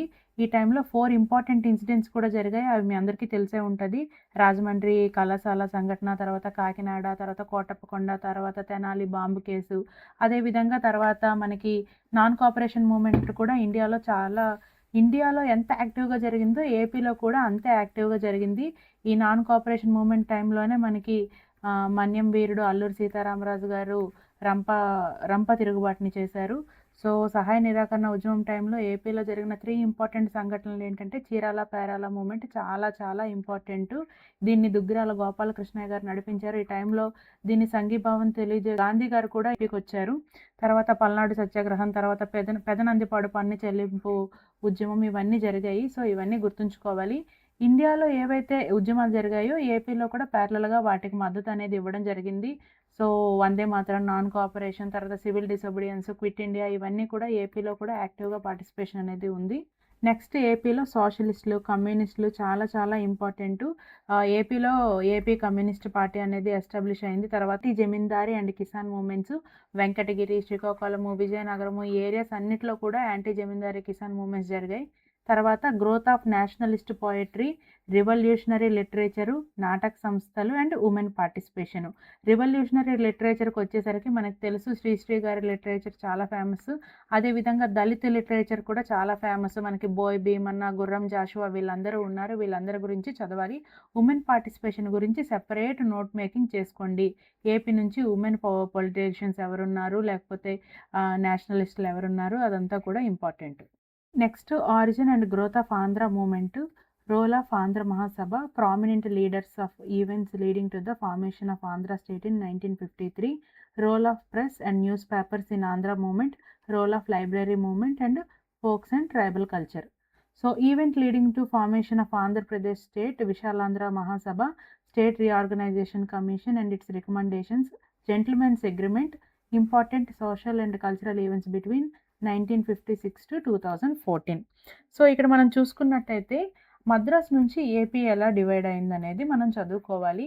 మద్రాస్‌లో ఉండేటప్పుడు తమిళ వాళ్ళ డామినెన్స్ ఎక్కువ ఉండేది. ఏపీ వాళ్ళకి ఎడ్యుకేషన్‌లోన, జాబ్స్‌లో ఆపర్చునిటీస్ అండ్ పొలిటికల్‌గా కూడా ఆపర్చునిటీస్ చాలా తక్కువ ఉండేవి. అందుకే మన వాళ్ళు సెపరేట్ స్టేట్ కావాలనుకున్నారు. యాక్చువల్‌గా 1947 మనకి ఇండిపెండెన్స్ వచ్చాక మనకి సెపరేట్ స్టేట్ అవుతుందని ఎక్స్‌పెక్ట్ చేశారు. బట్ దార్ కమిటీ గాని లేదా జేవీపీ కమిటీ ఎవరు కూడా మనకి సపోర్ట్ చేయలేదు. తర్వాత పొట్టి శ్రీరాములు గారు అమర నిరాహార దీక్ష చేసి అమరులవ్వడం వల్ల మనకి ఏపీ స్టేట్ అనేది ఫామ్ అయింది. అక్టోబర్ 1, 1953లో కర్నూలు రాజధానిగా ఫామ్ అయింది. తర్వాత నిజాం పరిపాలన నుంచి హైదరాబాద్ కూడా విముక్తి కలిగింది. తెలుగు మాట్లాడుతున్న ప్రాంతాలన్నీ ఒకే రాష్ట్రంగా ఏర్పడాలి అనే ఒక సిద్ధాంతాన్ని తీసుకొచ్చారు. దీనికోసమే విశాలాంధ్ర మహాసభలనేవి స్టార్ట్ అయ్యాయి. సో, విశాలాంధ్ర మూవ్‌మెంట్ స్టార్ట్ అయ్యాక జెంటిల్‌మెన్ అగ్రీమెంట్ ద్వారా ఏపీ అండ్ అంటే ఆంధ్ర స్టేట్ అప్పుడు అండ్ తెలంగాణ అనేది ఒక స్టేట్‌గా ఏర్పాటయింది. మళ్ళీ తర్వాత ఏపీ, తెలంగాణ స్టేట్ మధ్యన విభేదాలు రావడం వల్ల మళ్ళీ 2014లో ఏపీ అండ్ తెలంగాణ సెపరేట్ స్టేట్‌గా డివైడ్ అయ్యాయి. సో, మీకు ఓవరాల్‌గా ఏపీ హిస్టరీ మీద ఒక అండర్‌స్టాండింగ్ వచ్చిందనుకుంటున్నాను. నేను డీటెయిల్డ్‌గా చెప్పాను. ప్రతి పాయింట్ కూడా ఇంపార్టెంట్ నోట్ చేసుకోండి. ఏపీ హిస్టరీ అనేది చాలా చాలా స్కోరింగ్ సబ్జెక్టు. ఇక్కడ మీకు 75కి 75 మార్క్స్ వచ్చే అవకాశం ఉంది. ఒక్క మార్క్ కూడా పోయే ఛాన్స్ లేదు. చాలా చదవండి. ఇదే మీకు స్కోరింగు. ఇందులో మార్క్స్ వస్తేనే మీకు గ్రూప్ 2లో జాబ్ వస్తది గుర్తుంచుకోండి. గ్రూప్ 2 మెయిన్స్‌లో పేపర్ 1లో ఆల్రెడీ మనం సెక్షన్ ఏ గురించి చదువుకున్నాము. ఇందులో 75 మార్క్స్ ఏపీ హిస్టరీ నుంచి వస్తాయి. దీని గురించి డీటెయిల్డ్‌గా తెలుసుకున్నాం కదా! పార్ట్ బిలో నెక్స్ట్ 75 మార్క్స్ అనేవి ఇండియన్ కాన్స్టిట్యూషన్ సబ్జెక్ట్ నుంచి వస్తాయి. ఇందులో 75 క్వెషన్స్ వస్తాయి. సో, మీరు గ్రూప్ 2 ఎగ్జామ్ క్లియర్ చేయాలి, గ్రూప్ 2 జాబ్ రావాలి అంటే ఖచ్చితంగా పేపర్ 1లో హైయెస్ట్ స్కోర్ రావాలి. వస్తేనే వస్తుంది. ఎందుకంటే both AP history and Indian constitution 2 కూడా స్టాటిక్ సిలబస్. పెద్దగా కరెంట్ అఫైర్స్‌కి స్కోప్ ఉండదు. పాలిటీలో కరెంట్ అఫైర్స్ అడగొచ్చు. బట్ స్టిల్ ఇది స్టాటిక్ సబ్జెక్టే. సో, మీరు గుర్తుంచుకోండి పేపర్ 1లో 150కి నియర్లీ 120 మార్క్స్ ప్లస్ మీకొస్తేనే జాబ్ అనేది వస్తుంది. కేటగిరీ బట్టి కొంచెం తగ్గొచ్చు, పెరగొచ్చు. బట్ ఖచ్చితంగా 120 ప్లస్ అనేది మీ టార్గెట్ పెట్టుకోండి. అప్పుడే ఈ జాబ్ అనేది మీకొస్తుంది. సో, నెక్స్ట్ సిలబస్‌లోకి వెళ్ళేసరికి Indian constitution, nature of the Indian constitution, constitutional development. అంటే మనం కాన్స్టిట్యూషనల్ డెవలప్‌మెంట్‌లో హిస్టారికల్ బ్యాక్‌గ్రౌండ్ అంటే 1773 యాక్ట్ నుంచి 1947 యాక్ట్ వరకు చదువుకోవాలి. అదేవిధంగా కాన్స్టిట్యూషనల్ అసెంబ్లీ ఫార్మేషను, దాంట్లో ఉన్న కమిటీసు, అది ఎలాగా కాన్స్టిట్యూషన్ తయారు చేసింది, ఇవన్నీ చదువుతాం. తర్వాత salient features of the Indian constitution. Indian constitution features మీ అందరికీ తెలుసు. లెంతియెస్ట్ రిటన్ కాన్స్టిట్యూషను, అదేవిధంగా అన్ని కాన్స్టిట్యూషన్స్ నుంచి బారో చేసుకున్న ఫీచర్స్ ఉన్నాయి. ఇవన్నీ కూడా చదువుకుంటాం. తర్వాత ప్రియంబల్. ఈ ప్రియంబల్ అనేది కాన్స్టిట్యూషన్‌కి ముందు మాట లాంటిది. సో, ఈ ప్రియంబల్‌లో ఎంటైర్ ఇండియన్ కాన్స్టిట్యూషన్ యొక్క సోల్ ప్రిన్సిపల్స్ అనేవి ఉంటాయి. ఇండియన్ కాన్స్టిట్యూషన్ అనేది సోషలిస్ట్, సెక్యులర్, డెమోక్రటిక్, రిపబ్లిక్ అని చెప్పి. సో, తర్వాత fundamental rights, next directive principles of state policy and their relationships. So, fundamental rights మనకి 6 ఫండమెంటల్ రైట్స్ ఉన్నాయి. డైరెక్టివ్ ప్రిన్సిపల్స్ ఆఫ్ స్టేట్ పాలిసీకొచ్చేసరికి 3 టైప్స్ ఉంటాయి. మీకు తెలుసు already Gandhian, socialist and liberal intellectual ఉంటాయి. సో, వీటన్నిటి గురించి చదువుతాం. అండ్ ఫండమెంటల్ రైట్స్‌కి, డైరెక్టివ్ ప్రిన్సిపల్స్‌కి మధ్యలో ఉన్న రిలేషన్ ఏంటో తెలుసుకుంటాం. అదేవిధంగా ఫండమెంటల్ డ్యూటీస్ 11 ఉంటాయి. వీటి గురించి కూడా చదువుతాం. Amendment of the constitution. Article 368 of the constitution మనకు అమెండ్మెంట్ గురించి చెప్తుంది. ఆ ప్రొసీజర్ అనేది డీటెయిల్డ్‌గా తెలుసుకోండి. తర్వాత బేసిక్ స్ట్రక్చర్. బేసిక్ స్ట్రక్చర్ అనేది ఎలా వచ్చింది? ఏ కాన్సెప్ట్స్ అనేవి బేసిక్ స్ట్రక్చర్‌లోకి వస్తాయనేది మనం తెలుసుకోవాలి. తర్వాత structure and functions of the Indian government. Legislative, executive and judiciary. Types of legislature అంటే యూనికామరల్, బైకామరల్. తర్వాత ఎగ్జిక్యూటివ్ అంటే ఏంటి? Parliamentary, judiciary, judicial review, judicial activism. Parliamentary government అంటే ఏంటో తెలుసుకోవాలి. తర్వాత జ్యుడిషియరీ అనేసరికి ఇక్కడ సుప్రీం కోర్టు, హైకోర్టు, తర్వాత డిస్ట్రిక్ట్ కోర్టు అండ్ లోకల్ కోర్టుల గురించి చదవాలి. Next distribution of legislative and executive powers between the union and state. అంటే ఇక్కడ మనకి లెజిస్లేటివ్, ఎగ్జిక్యూటివ్ పవర్స్ అనేది మనం ఎలా డివైడ్ చేసాం. తర్వాత legislative, administrative and financial relations between the union and state. తర్వాత powers and functions of the constitutional bodies, human rights commission, RTI, Lokpal and Lokayukta. ఇక్కడ చెప్పాలి అంటే both constitutional bodies and non constitutional bodies అన్నిటి గురించి కూడా మనం చదువుకోవాలి. తర్వాత సెంటర్ స్టేట్ రిలేషన్స్ చాలా చాలా ఇంపార్టెంట్. సెంటర్ స్టేట్ రిలేషన్స్‌కొచ్చేసరికి లెజిస్లేటివ్ రిలేషన్స్ ఉంటాయి, అడ్మినిస్ట్రేటివ్ రిలేషన్స్ ఉంటాయి, అదేవిధంగా ఫైనాన్షియల్ రిలేషన్స్ ఉంటాయి. వీటన్నిటి గురించి డీటెయిల్డ్‌గా చదవాలి. తర్వాత need for reforms. Rajamannar committee, Sarkaria commission, MM Punchhi commission వీళ్ళ రికమెండేషన్స్ ఏంటి? తర్వాత unitary and federal features of the Indian constitution, Indian political parties, party system in India, recognition of national and state parties. So, national party అవ్వాలంటే ఏ criteria fill చేయాలి? State party అవ్వాలంటే ఏ criteria ఉంటది? ఇవన్నీ చదువుకోవాలి. Elections and electoral reforms. So, election commission of India elections ఎలా conduct చేస్తారు? లేదా model code of conduct అంటే ఏంటి? ఇలాంటివన్నీ చదవాలి ఎలక్టోరల్ రిఫార్మ్స్ గురించి. తర్వాత యాంటీ డిఫెక్షన్ లా. ఒక పార్టీ నుంచి ఒక పార్టీకి మారాలి అనుకునేటప్పుడు ఎటువంటి చర్యలు వర్తిస్తాయి? యాంటీ డిఫెక్షన్ లా అంటే ఏంటి? ఎలా వర్క్ అవుతది? అవన్నీ చదవాలి. Next centralisation versus decentralisation. Community development programme ఎప్పుడు స్టార్ట్ అయింది? ఎలా స్టార్ట్ అయింది? తర్వాత వచ్చిన ప్రోగ్రామ్స్ ఏంటి? తర్వాత బలవంతరాయ్ మెహతా కమిటీ, అశోక్ మెహతా కమిటీ ఇవి చెప్పిన రికమెండేషన్స్ ఏంటి? ఇవే కాకుండా ఇంకా చాలా కమిటీస్ ఉంటాయి. సో, దాని తర్వాత 73rd and 74th constitutional amendment act and their implementation. 73rd constitutional amendment act అంటే పంచాయతీ రాజ్, 74 అంటే మున్సిపాలిటీస్. సో, వీటి గురించి డీటెయిల్డ్‌గా చదవాలి. వీటికున్న పవర్స్, ఆర్టికల్స్. సో, ఇప్పుడు ఏపీలో మున్సిపల్ ఎలక్షన్స్, పంచాయతీ ఎలక్షన్స్ వచ్చే అవకాశం ఉన్నాయి కాబట్టి, ఆ ఎలక్షన్ రిలేటెడ్ ప్రతీదీ చదవాలి. సో, ఇదండి polity syllabus. So, polity syllabus ఓవరాల్‌గా చెప్పాను. మీకు ఇంకా డీటెయిల్డ్‌గా కావాలి అంటే పాలిటీ స్ట్రాటజీ వీడియో నేను ఆల్రెడీ చేశాను. మీకు ఇంట్రెస్ట్ ఉంటే మన ఛానెల్‌లో అవైలబుల్‌గా ఉంది. చూడండి చాలా చాలా యూజ్ అవుతుంది.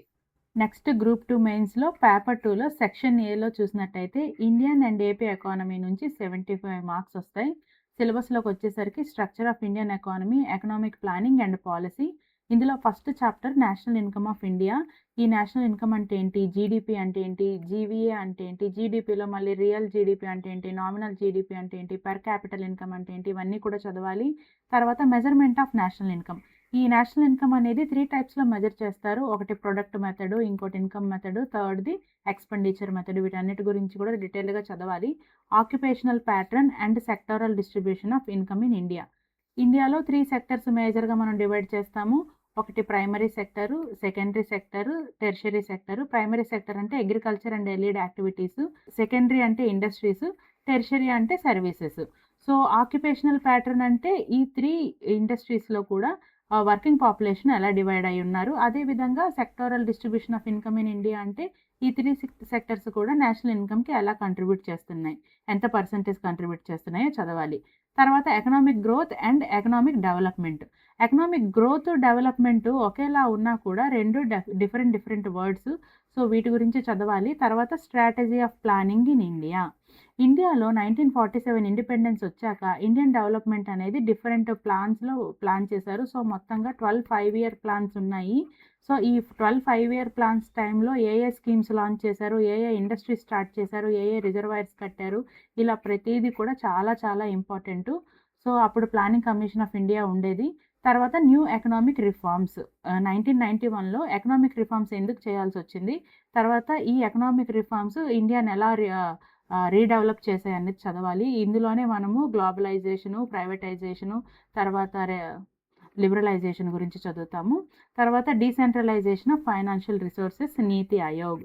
సో, 2015లో ప్లానింగ్ కమిషన్‌ని రద్దు చేసి నీతి ఆయోగ్‌ని ప్రవేశపెట్టారు. నెక్స్ట్ చాప్టర్స్ వచ్చేసరికి money, banking, public finance, foreign trade. ఇందులో functions and measures of the money supply. Money supply ఎలా ఉంటది, ఏంటి, అందులో డిఫరెంట్ టైప్స్ ఉంటాయి. Reserve bank of India RBI. RBI గురించి దాని historical background plus present functions. తర్వాత monetary policy and control of credit. Monetary policy అంటే ఇన్‌ఫ్లేషన్‌ని లేదా మనీ సప్లైని కంట్రోల్ చేయడానికి ఆర్‌బీఐ చేసేదాన్ని మానిటరీ పాలసీ అంటారు. అదే గవర్నమెంటు మనీ సప్లైని, ఇన్‌ఫ్లేషన్‌ని కంట్రోల్ చేయడానికి ట్రై చేస్తే దాన్ని ఫిస్కల్ పాలసీ అంటారు. Next Indian banking structure, development and reforms. Indian banking అనేసరికి ఇండియాలో banks, scheduled commercial banks, non scheduled commercial banks, అదేవిధంగా గవర్నమెంట్ బ్యాంక్స్, ప్రైవేట్ బ్యాంక్స్ ఇవన్నీ ఉంటాయి. తర్వాత ఆ రిఫార్మ్స్ ఏమేమి చేశారు. Next inflation. ఇన్‌ఫ్లేషన్‌కొచ్చేసరికి టైప్స్ ఆఫ్ ఇన్‌ఫ్లేషన్ అంటే demand pull inflation, cost push inflation, అదేవిధంగా క్రీపింగ్ హైపర్ ఇన్‌ఫ్లేషన్ అంటే ఏంటి? తర్వాత వాటికి రీజన్స్ అండ్ రెమెడీస్ చదవాలి. Next fiscal imbalance, deficit finance and fiscal responsibility. So, మనకి డెఫిసిట్ అనేది ఎందుకొస్తుంది? ఆదాయం కన్నా ఖర్చు ఎక్కువైనప్పుడు మనకి డెఫిసిట్ అనేది వస్తుంది. సో, దాన్ని మేనేజ్ చేయడం కోసమే మనం ఫిస్కల్ రెస్పాన్సిబిలిటీ అని ప్రవేశపెట్టాం. So, fiscal responsibility budget management act ఉంటుంది. ఈ యాక్ట్‌ని ఖచ్చితంగా చదవాలి. తర్వాత ఇండియన్ టాక్స్ స్ట్రక్చర్. ఇండియాలో టాక్స్ అనేది 2 టైప్స్ ఉంది మేజర్‌గా. Direct tax, indirect tax. So, direct tax వచ్చేసరికి income tax, professional tax, corporation tax అవన్నీ ఉన్నాయి. తర్వాత ఇండైరెక్ట్ టాక్స్ వచ్చేసరికి మనకు మేజర్‌గా గూడ్స్ అండ్ సర్వీస్ టాక్స్ ఉంది. సో, జీఎస్టీ గురించి చదవాలి. GST council, GST act, GST council decisions ఎలా తీసుకుంటది, అందులో డిఫరెంట్ స్లాబ్స్ ఎలా ఉన్నాయి, రీసెంట్ డెసిషన్స్ అవన్నీ కూడా చదవాలి. తర్వాత రీసెంట్ ఇండియన్ బడ్జెట్. సో, ఆ ఇయర్ మనకి ఎగ్జామ్ నోటిఫికేషన్ వచ్చిన ఇయర్ లేదా ఎగ్జామ్ జరుగుతున్న ఇయర్ రీసెంట్ బడ్జెట్. తర్వాత ఎకనామిక్ సర్వే కూడా చదవాలి. India's balance of payments. So, balance of payments అనేది చాలా ఇంపార్టెంట్. అందులో కరెంట్ అకౌంట్ అంటే ఏంటి, క్యాపిటల్ అకౌంట్ అంటే ఏంటి, అందులో ఏమేమి వస్తాయి అవన్నీ చదవాలి. Next FDI, foreign direct investment అంటే ఏంటి? So, foreign direct investment versus ఆహ్, ఫారెన్ పోర్ట్‌ఫోలియో ఇన్వెస్ట్‌మెంట్, ఈ రెండిటికి డిఫరెన్స్ ఏంటి? వేస్‌లో వీటిని ఇన్వెస్ట్ చేయొచ్చు, వీటన్నిటి గురించి కూడా చదవాలి. Next chapter agriculture related. Agriculture sector, industrial sector, service in Indian economy. So, first Indian agriculture గురించి చూస్తే cropping pattern. Different cropping patterns ఏముంటాయి? మోనో క్రాపింగ్ అంటే ఏంటి? మిక్స్డ్ క్రాపింగ్ అంటే ఏంటి? తర్వాత agricultural production and productivity. Crops ఉంటాయి? Rabi crops, kharif and crops అనేసరికి ఫుడ్ గ్రెయిన్స్ అంటే వీట్, రైస్ అలా కాకుండా పల్సెస్, ఆయిల్ సీడ్స్, మిల్లెట్స్, వీటి ప్రొడక్షన్, ప్రొడక్టివిటీ. ప్రొడక్షన్ అంటే ఎన్ని మిలియన్ టన్స్ ప్రొడక్షన్ అవుతుంది. అదేవిధంగా ప్రొడక్టివిటీ అంటే ఒక హెక్టార్‌కి గాని, ఒక ఏకర్‌కి గాని ఎంత పండుతుంది, ఇవన్నీ కూడా. తర్వాత agricultural finance and marketing in India. Agriculture ఫైనాన్స్‌కొచ్చేసరికి ఇండియాలో మేజర్‌గా షెడ్యూల్ కమర్షియల్ బ్యాంక్స్ ఉన్నాయి. తర్వాత కోఆపరేటివ్ బ్యాంక్స్ ఉన్నాయి. రీజనల్ రూరల్ బ్యాంక్స్ ఉన్నాయి. తర్వాత నాబార్డ్ కూడా మనకి అగ్రికల్చర్‌కి ఫైనాన్స్ వస్తుంది. తర్వాత మార్కెటింగ్‌కొచ్చేసరికి మీ అందరికీ తెలుసు, అగ్రికల్చర్ ప్రొడ్యూస్ మార్కెటింగ్ కమిటీ ఉంటుంది ఏపీఎంసీ ద్వారా. తర్వాత ఈనామ్, ఇవన్నీ ఇనిషియేటివ్స్ ఉన్నాయి. ఫార్మర్ ప్రొడ్యూసర్ ఆర్గనైజేషన్స్, వీటి ద్వారా అగ్రికల్చర్ మార్కెటింగ్ అనేది జరుగుతుంది. తర్వాత ఇష్యూస్, ఇనిషియేటివ్స్. అగ్రికల్చర్‌లో మేజర్ ఛాలెంజెస్ ఏంటి? గవర్నమెంట్ ఇనిషియేటివ్స్ ఏంటి? నెక్స్ట్ అగ్రికల్చర్‌లో ఎటువంటి ఇష్యూస్, ఛాలెంజెస్ ఉంటాయి? ఫర్ ఎగ్జాంపుల్ ఫైనాన్స్, మార్కెటింగ్‌లో చాలా ఛాలెంజెస్ ఉంటాయి. సో, అటువంటి వాటి గురించి. తర్వాత ఇనిషియేటివ్స్. గవర్నమెంట్ ఎటువంటి ఇనిషియేటివ్స్ తీసుకొచ్చింది. ఫర్ ఎగ్జాంపుల్ పీఎం ప్రణామ్ అనే స్కీమ్ ఉంది. తర్వాత నేషనల్ మిల్లెట్ మిషన్ ఉంది. తర్వాత పీఎం కిసాన్ సంపద యోజన ఉంది. పీఎం కిసాన్ సించాయి యోజన ఉంది. అదేవిధంగా అగ్రికల్చర్ ఇన్‌ఫ్రాస్ట్రక్చర్ ఫండ్ ఉంది. సో, వీటన్నిటి గురించి చదవాలి. ఆ ఇయర్ బడ్జెట్‌లో ఏ ఏ న్యూ స్కీమ్స్ తీసుకొచ్చారో అవి చాలా చాలా ఇంపార్టెంట్. తర్వాత అగ్రికల్చర్‌లో ఎటువంటి పాలిసీలు తీసుకొచ్చారు. ఆ ఇయర్ అగ్రికల్చర్ బడ్జెట్ ఎంత? ఏ ఏ దానికి ఎంత కేటాయించారు? అవన్నీ కూడా చదవాలి. Next agricultural pricing and policy in India, MSP, procurement, issue price and distribution. ఇక్కడ మనకి ఎంఎస్‌పి అనేసరికి మినిమమ్ సపోర్ట్ ప్రైస్. ఇది చాలా చాలా ఇంపార్టెంట్. ఏ క్రాప్స్‌కి ఇస్తారు? తర్వాత ఈ ప్రైజింగ్ అనేది ఎవరు డిసైడ్ చేస్తారు అంటే సీఏసీపీ ఉంటుంది. అంటే committee for agriculture cost and price అని వీళ్ళు రికమెండ్ చేస్తారు ప్రైస్ ఎలా ఉండాలి అనేది. దీన్ని క్యాబినెట్ కమిటీ అప్రూవ్ చేస్తుంది. సో, ఈ ఎంఎస్‌పి కాలిక్యులేషన్ మెథడ్ ఏంటి? అవన్నీ కూడా చదవాల్సి ఉంటది. రీసెంట్ చేంజెస్ ఏంటి? సో, అదంతా కూడా. తర్వాత ప్రొక్యూర్‌మెంట్ ఎలా చేస్తారో, ఇష్యూ ప్రైస్ అంటే ఏంటి? డిస్ట్రిబ్యూషన్ వచ్చేసరికి పీడీఎస్ ద్వారా చేస్తారు. పబ్లిక్ డిస్ట్రిబ్యూషన్ సిస్టమ్ ద్వారా. అంటే రేషన్ షాప్స్. సో, వీటన్నిటి గురించి చదవాల్సి ఉంటది. ఇదంతా అగ్రికల్చరు. అగ్రికల్చర్‌లో ఇదే కాదు. అగ్రికల్చర్ అనేసరికి మనకి గ్రీన్ రివల్యూషన్, రెయిన్బో రివల్యూషన్, అదేవిధంగా అగ్రికల్చర్ ఎల్ఈడీ సెక్టార్స్ గురించి కూడా చదవాలి. అంటే హార్టికల్చరు, తర్వాత ఆక్వాకల్చరు, ఇంకా మనకి చూసేసరికి డైరీ, ఇవన్నీ కూడా అగ్రికల్చర్‌లో ఇంక్లూడెడ్. సో, వాటి గురించి కూడా చదవండి. నెక్స్ట్ ఎకానమీలో industrial development in India, patterns and problems. అంటే 1947 మనకి స్వాతంత్రం వచ్చినప్పటి నుంచి 1991 బిఫోర్ వరకు మనకి ఇండియాలో ఇండస్ట్రియల్ పాలిసీ ఏంటి? ఇండస్ట్రియల్ డెవలప్‌మెంట్ ఎలా జరిగింది? So, new industrial policy 1991. So, 1991 ముందు మనకి చాలా ఇండస్ట్రియల్ పాలిసీస్ ఉన్నాయి. 1948, 1956, 1970, 1983. సో, అవన్నీ కాకుండా అసలు 1991లో మనకి బ్యాలెన్స్ ఆఫ్ పేమెంట్ క్రైసిస్ వచ్చింది. అంటే ఫారెన్ ఎక్స్‌చేంజ్ ఓన్లీ 2 వీక్స్‌కి సరిపడినంత మాత్రానే ఉంది. సో, చాలా ఘోరమైన పరిస్థితుల్లో మనం ఈ న్యూ రిఫార్మ్స్ అనేది తీసుకొచ్చాము 1991లో. దీన్నే ఎల్‌పీజీ రిఫార్మ్స్ అంటారు. Liberalisation, privatisation, globalisation. దాని గురించి చదవాలి. తర్వాత డిసిన్వెస్ట్‌మెంట్. డిసిన్వెస్ట్‌మెంట్ అంటే ఏంటి? మన పబ్లిక్ సెక్టార్ అండర్‌టేకింగ్స్ ఉంటాయి కదా! అంటే గవర్నమెంట్ కంపెనీస్. వాటిలో షేర్స్‌ని ప్రైవేట్ కంపెనీస్‌కి అమ్మడాన్ని డిసిన్వెస్ట్‌మెంట్ అంటారు. గవర్నమెంట్‌గా ఎవ్రీ ఇయర్ టార్గెట్ కూడా పెట్టుకొని చేస్తున్నారిది. దీనివల్ల గవర్నమెంట్ ఏం చెప్తుంది అంటే, దీనివల్ల ప్రైవేట్ సెక్టార్ ఇన్వాల్వ్ అవ్వడం వల్ల మనకి ఎఫిషియన్సీ అనేది పెరుగుతుంది. మార్కెటింగ్ అనేది పెరుగుతుందని చెప్తున్నారు. తర్వాత ease of doing business. Ease of doing business అంటే ఏంటి? మన కంట్రీలో గాని, స్టేట్స్‌లో గాని ఒక ఇండస్ట్రీ ఎస్టాబ్లిష్ చేయడానికి ప్రాసెస్ అనేది ఈజీ చేయడం. ఈజ్ ఆఫ్ డూయింగ్ బిజినెస్ ఇండెక్స్‌ని world bank every year release చేస్తుంది. అందులో ర్యాంకింగ్స్, ఇండికేటర్స్ అవన్నీ ఇంపార్టెంటు. తర్వాత ఇండస్ట్రియల్ సిక్నెస్. ఇండస్ట్రియల్ సిక్నెస్ అంటే యూజువల్‌గా ఇది నాన్ పెర్ఫార్మింగ్ అసెట్స్‌లోకొస్తుంది. అంటే చాలా డెబ్ట్ అంటే అప్పు తీర్చలేని పరిస్థితిని నాన్ పెర్ఫార్మింగ్ అసెట్ అంటారు. సో, దీనికోసం కాజెస్ ఏంటి? కాన్సిక్వెన్సెస్ ఏంటి? అండ్ రెమెడీస్ ఏంటి? కాజెస్ అంటే మనకు తెలుసు. అయితే అది అడ్మినిస్ట్రేషన్ మాల్ ఫంక్షన్ అయినా అయ్యుండొచ్చు. లేదా మార్కెటింగ్ ఫెయిల్యూరు లేకపోతే డీప్ లాసెస్‌లో ఉండడం వల్లైనా అయ్యుండొచ్చు. అవి రీజన్స్. తర్వాత రెమెడీస్ ఏంటి అంటే గవర్నమెంట్ చాలా ఇనిషియేటివ్స్ తీసుకొచ్చింది. సో, ఇన్సాల్వెన్సీ, బ్యాంక్రప్ట్ కోడ్ 2016లో తీసుకొచ్చారు. అంతకుముందే సర్ఫేసీ యాక్ట్ ఉంది. తర్వాత ఇన్సాల్వెన్సీ రిజల్యూషన్ ప్రాసెస్, తర్వాత ఇంకా క్రెడిట్ గ్యారంటీ స్కీము ఇలాంటివన్నీ తీసుకొచ్చారు. తర్వాత ఇక్కడ ఇండస్ట్రీ అనేసరికి మనం పబ్లిక్ సెక్టార్ అండర్‌టేకింగ్స్ గురించి చదవాలి. 8 కోర్ ఇండస్ట్రీస్ గురించి చదవాలి. అదే విధంగా స్పెషల్ ఎకనామిక్ జోన్స్ అంటే ఏంటి? తర్వాత సేమ్ ఇండస్ట్రీలోనే ఎంఎస్ఎంఈస్ కూడా వస్తాయి. ఇది చాలా చాలా important. Micro, small, medium enterprises, తర్వాత ఫుడ్ ప్రాసెసింగ్ ఇండస్ట్రీ, ఇండస్ట్రీలోనే ఈ కామర్స్ గురించి కూడా చదవాలి. Imports, exports. తర్వాత ఇండస్ట్రీకి సంబంధించి గవర్నమెంట్ ఇనిషియేటివ్స్ ఏమున్నాయి? తర్వాత service sector growth and contributions of service sector in India, role of IT and IT industry development. ఇక్కడ మీరు సర్వీస్ సెక్టర్ చూసినట్టయితే ఎయిదర్ జీడీపీ అవ్వని, జీడీపీ అయినా అబోవ్ 50% సర్వీస్ సెక్టర్‌దే ఉంది. అదే విధంగా గ్రోత్ రేట్ అయినా కూడా సర్వీస్ సెక్టర్‌ది ఎక్కువుంది. ఎంప్లాయ్‌మెంట్ కూడా అబోవ్ 30% వర్కింగ్ పాపులేషన్ సర్వీస్ సెక్టర్‌లో ఉన్నారు. ఎఫ్‌డీఐ అయితే నియర్లీ 80% ఎఫ్‌డీఐని సర్వీస్ సెక్టరే అట్రాక్ట్ చేస్తుంది. సో, ఎక్స్‌పోర్ట్స్ కూడా సర్వీస్ సెక్టర్ నుంచి ఎక్కువవుతున్నాయి. సో, సర్వీస్ సెక్టర్ గురించి కూడా చదవాలి. వీటి రిలేటెడ్ స్కీమ్స్‌కొచ్చేసరికి production linked incentives, PM Gatishakti, India semiconductor programme ఇలాంటివన్నీ కూడా చదవాలి. ఇది industrial sector syllabus. Next AP economy syllabus ఉంటుంది. Structure of Andhra Pradesh economy and public finance, structure and growth of AP economy, gross state domestic product and sectoral contribution, AP per capital income. So, ఇది చూసుకున్నట్లయితే మనకి 2014 bifurcation తర్వాత మనం Hyderabad loss అయ్యాక చాలా revenue loss అయ్యాము. So, ఆ తర్వాత మన గ్రోత్ అనేది ఎలా ఉంది? మనం ఏ ఏ సెక్టర్స్ మీద ఫోకస్ చేసాం?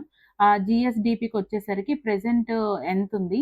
మనకి గ్రోత్ రేట్ అనేది యావరేజ్‌గా 11% మెయింటైన్ చేస్తూ వచ్చాము.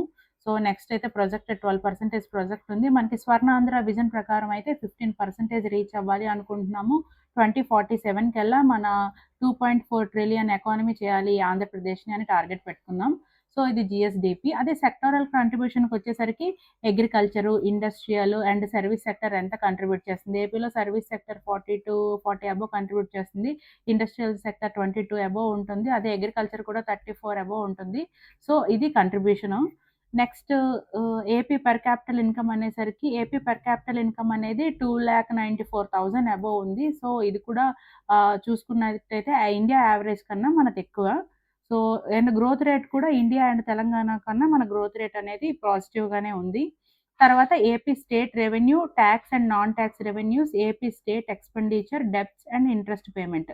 ఇదంతా కూడా ఆ ఇయర్ నుంచి చదవండి. ఆ బడ్జెట్‌లో ఉన్నదే అప్డేటెడ్ ఇన్ఫర్మేషన్. మన స్టేట్ రెవెన్యూ టాక్స్ ఎంత, నాన్ టాక్స్ ఎంత.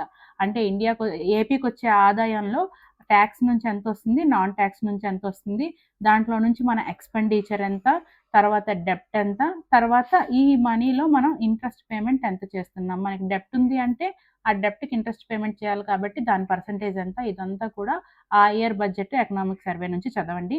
తర్వాత సెంట్రల్ అసిస్టెన్స్ ప్రాజెక్ట్స్ ఏపీలో ఏంటి? అదేవిధంగా ఎక్స్‌టర్నల్ అసిస్టెన్స్ ద్వారా చేసే ప్రాజెక్ట్స్ ఏంటి?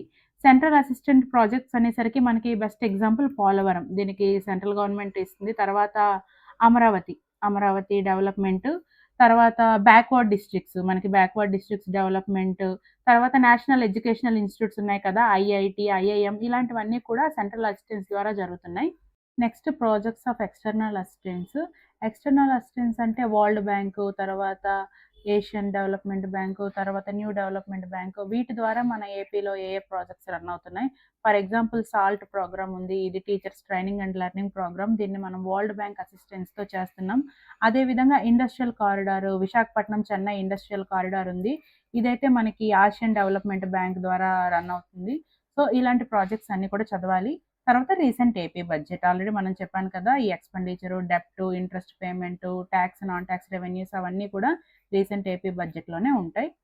నెక్స్ట్ ఏపీ ఎకానమీలో agriculture and allied sector, industrial sector, service sector of Andhra Pradesh.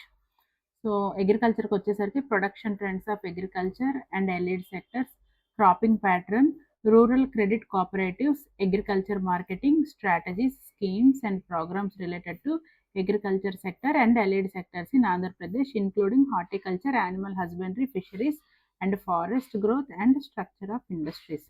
So, ఇక్కడ మన అగ్రికల్చర్ వచ్చేసరికి అగ్రికల్చర్‌లో ట్రెండ్ ఏంటి? దాని గ్రాస్ వాల్యూ యాడెడ్ కాంట్రిబ్యూషను, తర్వాత allied sectors gross value added అంటే జీఎస్‌డీపీ ఎంత?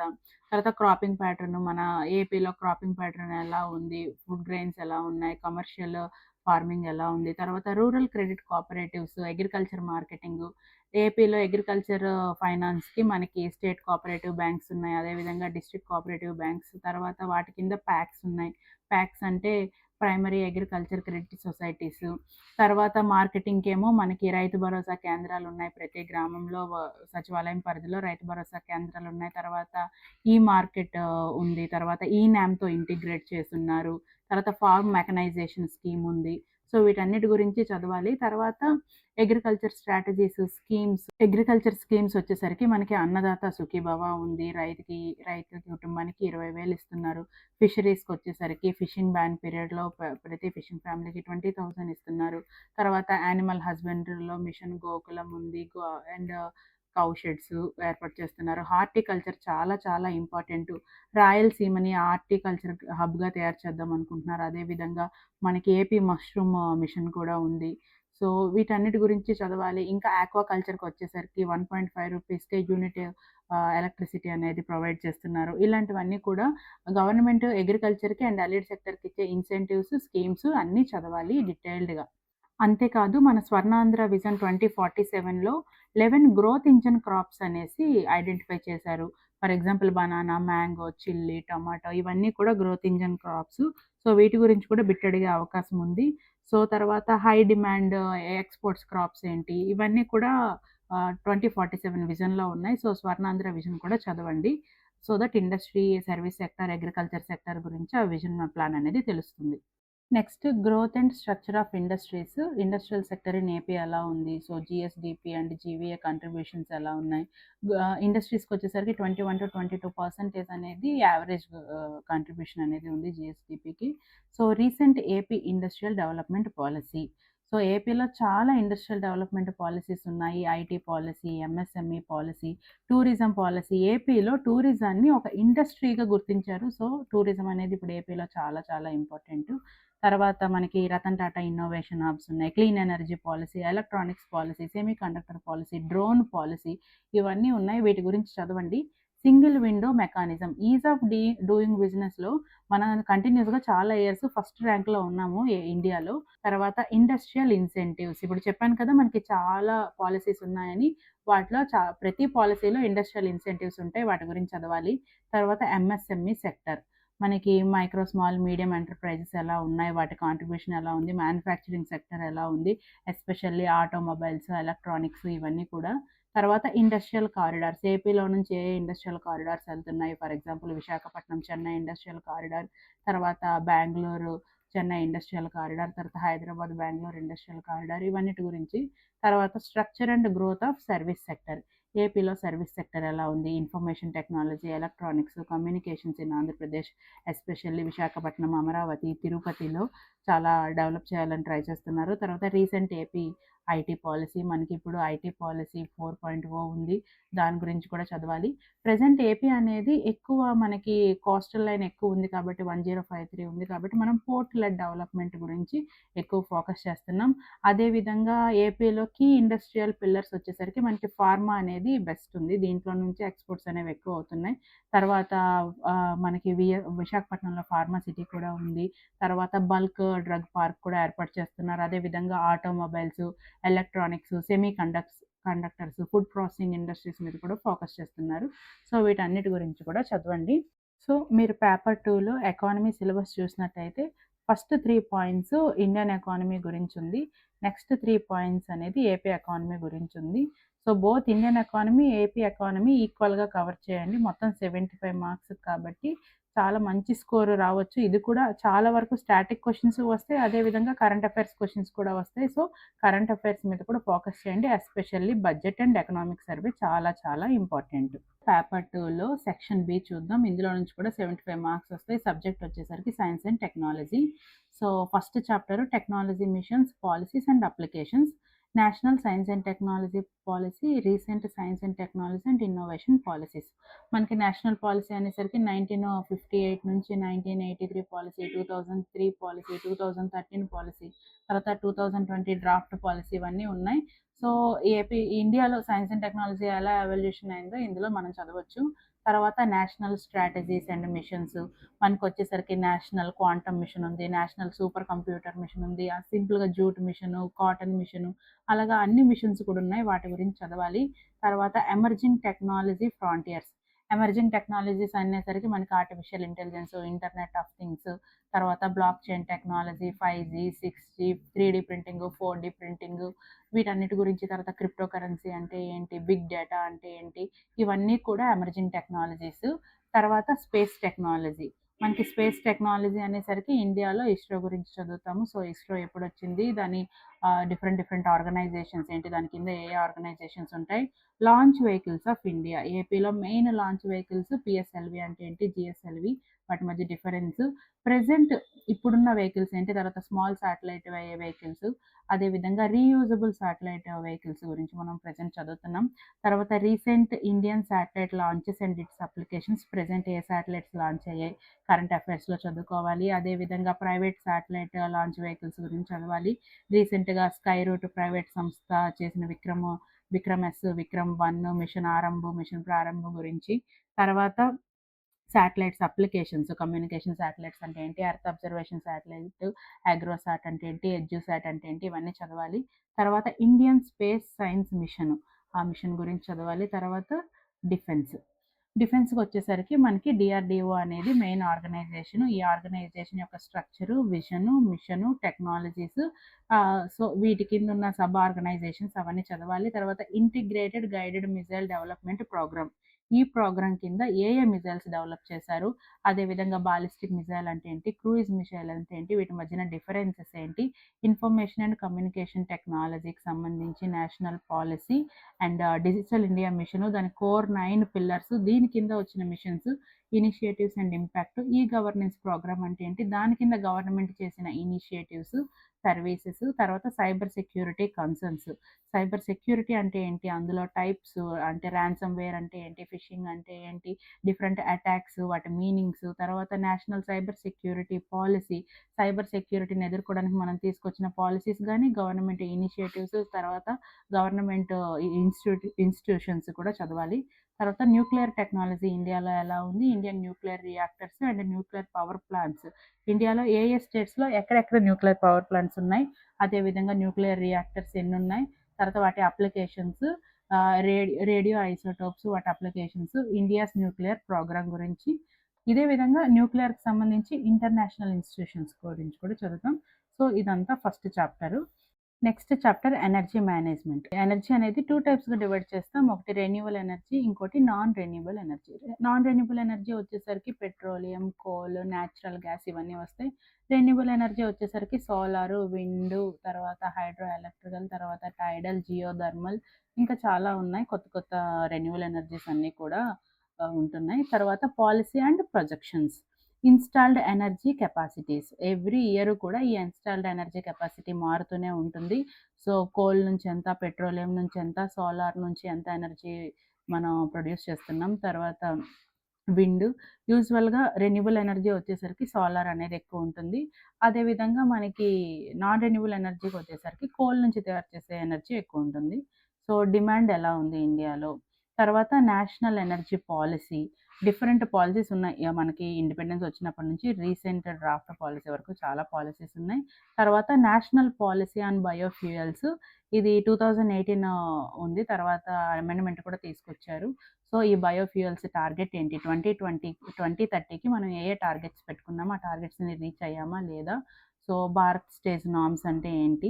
భారత్ స్టేజ్ నార్మ్స్ అనేవి 1-6 ఉన్నాయి. ఈ నార్మ్స్ అనేది ఎయిర్ పొల్యూషన్, యాక్చువల్‌గా వెహికల్ నుంచి వచ్చే ఎయిర్ పొల్యూషన్ కంట్రోల్ చేయడం కోసం. సో, వీటిని ఎలా ఇంప్లిమెంట్ చేస్తున్నారు? Non renewable and renewable energy sources and installed capacities in India, వీటి గురించి ఆల్రెడీ చెప్పాను. New initiatives and recent programmes, schemes and achievements in India's renewable energy sector. So, renewable energy sector అంటే solar, wind, geothermal, వీటిలో వచ్చే schemes ఏంటి? రీసెంట్‌గా వచ్చిన policies, achievements, వాటన్నిటి గురించి కూడా చదవాలి. మనం 2030కి రెన్యూబుల్ ఎనర్జీ అనేది 500 గిగావాట్ అనేది చేయాలని టార్గెట్ పెట్టుకున్నాం. సో, ప్రెజెంట్ టార్గెట్ రీచింగ్ ఎక్కడున్నాం? అదేవిధంగా మనం ఇంటర్నేషనల్ సోలార్ అలయన్స్ అనేది మన పీఎం ఇనిషియేటివ్ తీసుకొని ఎస్టాబ్లిష్ చేశారు. దాని గురించి. అదేవిధంగా రెన్యూబుల్ ఎనర్జీ స్కీమ్స్ వచ్చేసరికి పీఎం కుసుమ్, తర్వాత ముఫ్త్ బిజ్లీ యోజన, తర్వాత గ్రీన్ హైడ్రోజన్ మిషన్, తర్వాత green energy corridors, ethanol blending. ఈ20 అనేది రెగ్యులర్‌గా న్యూస్‌లో ఉంది. రీసెంట్‌గా పంజాబ్ గవర్నమెంట్ అనేది ఈ20కి అగైన్స్ట్‌గా రిజల్యూషన్ చేసింది. సో, ఈ20 గురించి అనేది చాలా కాంట్రోవర్సీ నడుస్తుంది కాబట్టి ఈ20 గురించి, ఈ20 బ్లెండింగ్ గురించి తెలుసుకోండి. తర్వాత ఫస్ట్ జనరేషన్ బయోఫ్యూయల్ అంటే ఏంటి? Second generation, third generation, fourth generation. So, biofuel గురించి డీటెయిల్డ్‌గా తెలుసుకోండి. సో, ఎగ్జామ్ జరిగితే మాత్రం ఈ టాపిక్ నుంచి ఖచ్చితంగా క్వెషన్ వచ్చే అవకాశం ఉంది. ఎందుకంటే ప్రెజెంట్ ఇది హైలీ ట్రెండింగ్ టాపిక్. నెక్స్ట్ ఎన్విరాన్మెంట్‌కి సంబంధించి ఎకోసిస్టమ్ అండ్ బయోడైవర్సిటీ గురించి. ఎకాలజీ అండ్ ఎకోసిస్టమ్ అంటే ఏంటి? Basic concepts of ecology, ecosystem. So, basic concepts అనేసరికి ఎకాలజీలో లెవెల్స్ ఆఫ్ ఆర్గనైజేషన్ అంటే ఆర్గానిజం అంటే పాపులేషను, తర్వాత కమ్యూనిటీ, ఎకోసిస్టము, బయోస్ఫియర్, ఇవన్నీ అంటే ఏంటి అని ఉంటుంది. తర్వాత types of species, keystone species అంటే ఏంటి? ఎండమిక్ స్పీసీస్ అంటే ఏంటి? ఎకోసిస్టమ్ కాంపోనెంట్స్ వచ్చేసరికి biotic components, consumers, producers, decomposers. అదేవిధంగా ఎకోసిస్టమ్ క్లాసిఫికేషన్ వచ్చేసరికి టెరెస్ట్రియల్ ఎకోసిస్టమ్ అంటే ఏంటి? ఆక్వాటిక్ ఎకోసిస్టమ్ అంటే ఏంటి? ఫుడ్ వెబ్, ఫుడ్ చైన్, ఇవన్నీ కూడా చాలా ఇంపార్టెంట్. తర్వాత ఎకలాజికల్ పిరమిడ్స్, వీటి నుంచి కంటిన్యూస్‌గా బిట్స్ వస్తాయి. సో, ఫోకస్ చేసి చదవండి. ఎన్‌సీఈఆర్‌టీలో అయితే క్లియర్‌గా వీటి గురించి ఉంటుంది. తర్వాత బయోడైవర్సిటీ అంటే ఏంటి? మీనింగు. బయోడైవర్సిటీ మీనింగు, తర్వాత బయోడైవర్సిటీ హాట్‌స్పాట్స్ అంటే ఏంటి? మనకి బయోడైవర్సిటీ మీనింగు, టైప్స్ వచ్చేసరికి మనకి genetic biodiversity, species biodiversity, ecological biodiversity ఉంటది.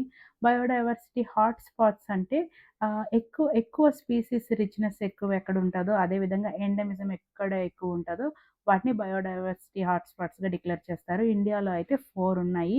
వెస్టర్న్ ఘాట్స్, హిమాలయాస్, సుండాలాండ్ అంటే నికోబార్ ఐలాండ్స్‌కి సంబంధించింది. తర్వాత ఇండో బర్మా బోర్డర్ అంటే నార్త్ ఈస్టర్న్ రీజన్‌కి సంబంధించి టోటల్‌గా 4 హాట్‌స్పాట్స్ అనేవున్నాయి. Loss of biodiversity and conservation of biodiversity.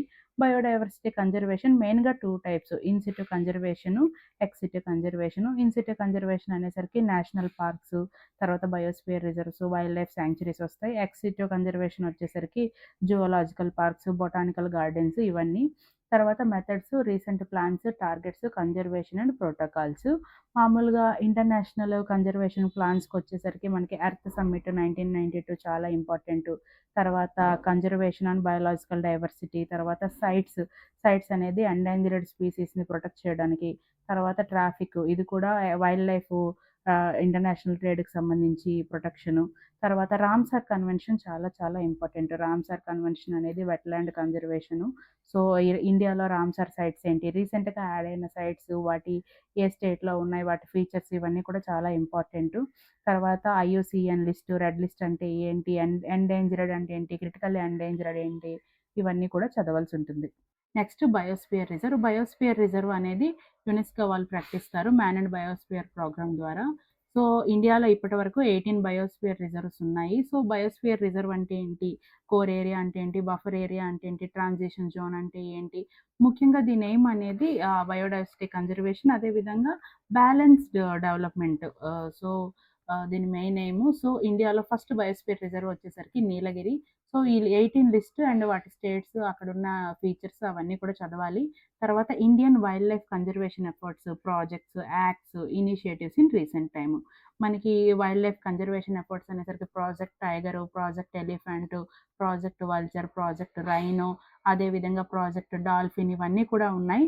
యాక్ట్స్‌కొచ్చేసరికి wild life act 1972, తర్వాత biodiversity act, forest conservation act.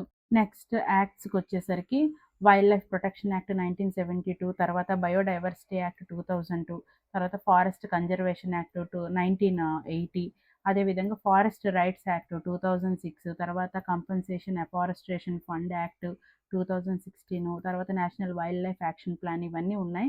So, వాటన్నిటి గురించి చదవాలి. అదేవిధంగా రీసెంట్‌గా ఏదైనా wildlife ah, protected scheme launch చేసినా, లేదా wildlife related policy launch చేసినా దాని గురించి చదివితే కరెంట్ అఫైర్స్‌లో కవర్ అవుతుంది. నెక్స్ట్ సైన్స్ అండ్ టెక్నాలజీలో waste management and pollution control గురించి చూద్దాం. సాలిడ్ వేస్ట్ అంటే ఏంటి? Their classification. Solid waste, different types of solid waste అంటే ఈ వేస్ట్, ప్లాస్టిక్ వేస్ట్, తర్వాత సెమీ సాలిడ్ వేస్ట్ ఇలాంటివన్నీ ఉంటాయి. Methods of disposal and management of solid waste in India. Methods of disposal వచ్చేసరికి land fill లేదా పైరాలిసిస్, ఇన్సినరేషను అంటే బర్నింగు, land fill అంటే just ఒక చిన్న పిట్ తీసి దాంట్లో చెత్త వేయడమా అటువంటివన్నీ ఉంటాయి. సో, తర్వాత మేనేజ్మెంట్ ఎలా చేస్తాం? సాలిడ్ వేస్ట్ మేనేజ్మెంట్ పాలిసీ అనేది ఉంది. ఈ వేస్ట్ మేనేజ్మెంట్ రూల్స్ ఉన్నాయి. అదేవిధంగా ప్లాస్టిక్ మేనేజ్మెంట్ రూల్స్ ఇవన్నీ కూడా మనం చదవాలి. తర్వాత ఎన్విరాన్మెంటల్ పొల్యూషన్ అంటే ఏంటి? అందులో టైప్స్ ఆఫ్ ఎన్విరాన్మెంటల్ పొల్యూషన్, వాటి sources, impact, pollution control, regulation and alternatives. So, వీటి గురించి recent projects, acts and initiative to reduce environmental pollution in India. So, environmental pollution అనేసరికి మనకి ఎయిర్ పొల్యూషన్ ఉంది, వాటర్ పొల్యూషన్ ఉంది, నాయిస్ పొల్యూషన్ ఉంది, soil pollution, ఇంకా చాలా రకాల పొల్యూషన్స్ ఉన్నాయి. అందులో ఎయిర్ పొల్యూషన్ చాలా చాలా ఇంపార్టెంటు. ఎయిర్ పొల్యూషన్ గ్యాసెస్ ఏంటి? Carbon monoxide, carbon dioxide. తర్వాత దీనికి రీజన్స్ ఏంటి? తర్వాత దీన్ని రెడ్యూస్ చేయడానికి గవర్నమెంట్ చేపట్టిన యాక్టివిటీస్ ఏంటి? నేషనల్ క్లీన్ ఎయిర్ ప్రోగ్రాము, తర్వాత నేషనల్ ఎయిర్ క్వాలిటీ ఇండెక్స్, తర్వాత ఢిల్లీ ఎయిర్ పొల్యూషన్ రీజన్స్, అక్కడ మనం తీసుకున్న ఇనిషియేటివ్స్ ఏంటి? తర్వాత వాటర్ పొల్యూషను, అసలు బీఓడీ అంటే ఏంటి? సీఓడీ అంటే ఏంటి? ఈ వాటర్ పొల్యూషన్ గురించి, రివర్ కన్జర్వేషన్ గురించి మనం నమామి గంగే లాంటి ప్రోగ్రామ్స్ వాటి గురించి చదవాలి. తర్వాత నాయిస్ పొల్యూషన్ ఎంత డీబీ దాటితే నాయిస్ పొల్యూషన్ అవుతుంది. దాని గురించి మనం తీసుకున్న రెమెడీస్, తర్వాత సాయిల్ పొల్యూషన్ ఎలా జరుగుతుంది? తర్వాత థర్మల్ పొల్యూషన్ అంటే ఏంటి? తర్వాత న్యూక్లియర్ పొల్యూషను, వీటన్నిటి గురించి చదువుతాం. రీసెంట్‌గా గవర్నమెంట్ ఏదైనా స్కీమ్ తీసుకొస్తే వాటి గురించి కూడా చదవాలి ఇనిషియేటివ్స్. తర్వాత impact of transgenic on environment and their regulations, eco friendly technology in agriculture, bioremediation, types and scopes in India. So, impact of transgenic on environment అంటే మనం క్లోనింగు, టిష్యూ కల్చరు, తర్వాత BT brinjal అంటే ఏంటి? BT cotton అంటే ఏంటి? దాన్ని ఎవరు develop చేశారు? జీఎం మస్టర్డ్, దాని యూజెస్, తర్వాత జెనెటిక్ ఇంజినీరింగ్ అంటే ఏంటి? జెనెటిక్ ఇంజినీరింగ్ అప్రైజల్ కమిటీ అంటే ఏంటి? సో, క్రిస్పర్ అంటే ఏంటి? వీటి గురించి వాటిలో వచ్చిన రీసెంట్ ట్రెండ్స్, తర్వాత కరెంట్ అఫైర్స్ ఇవన్నీ చదువుకోవాలి. తర్వాత గవర్నమెంట్ రెగ్యులేషన్స్ కూడా. Eco friendly technologies in agriculture అనేసరికి మనకి ఆర్గానిక్ ఫార్మింగ్ అంటే ఏంటి?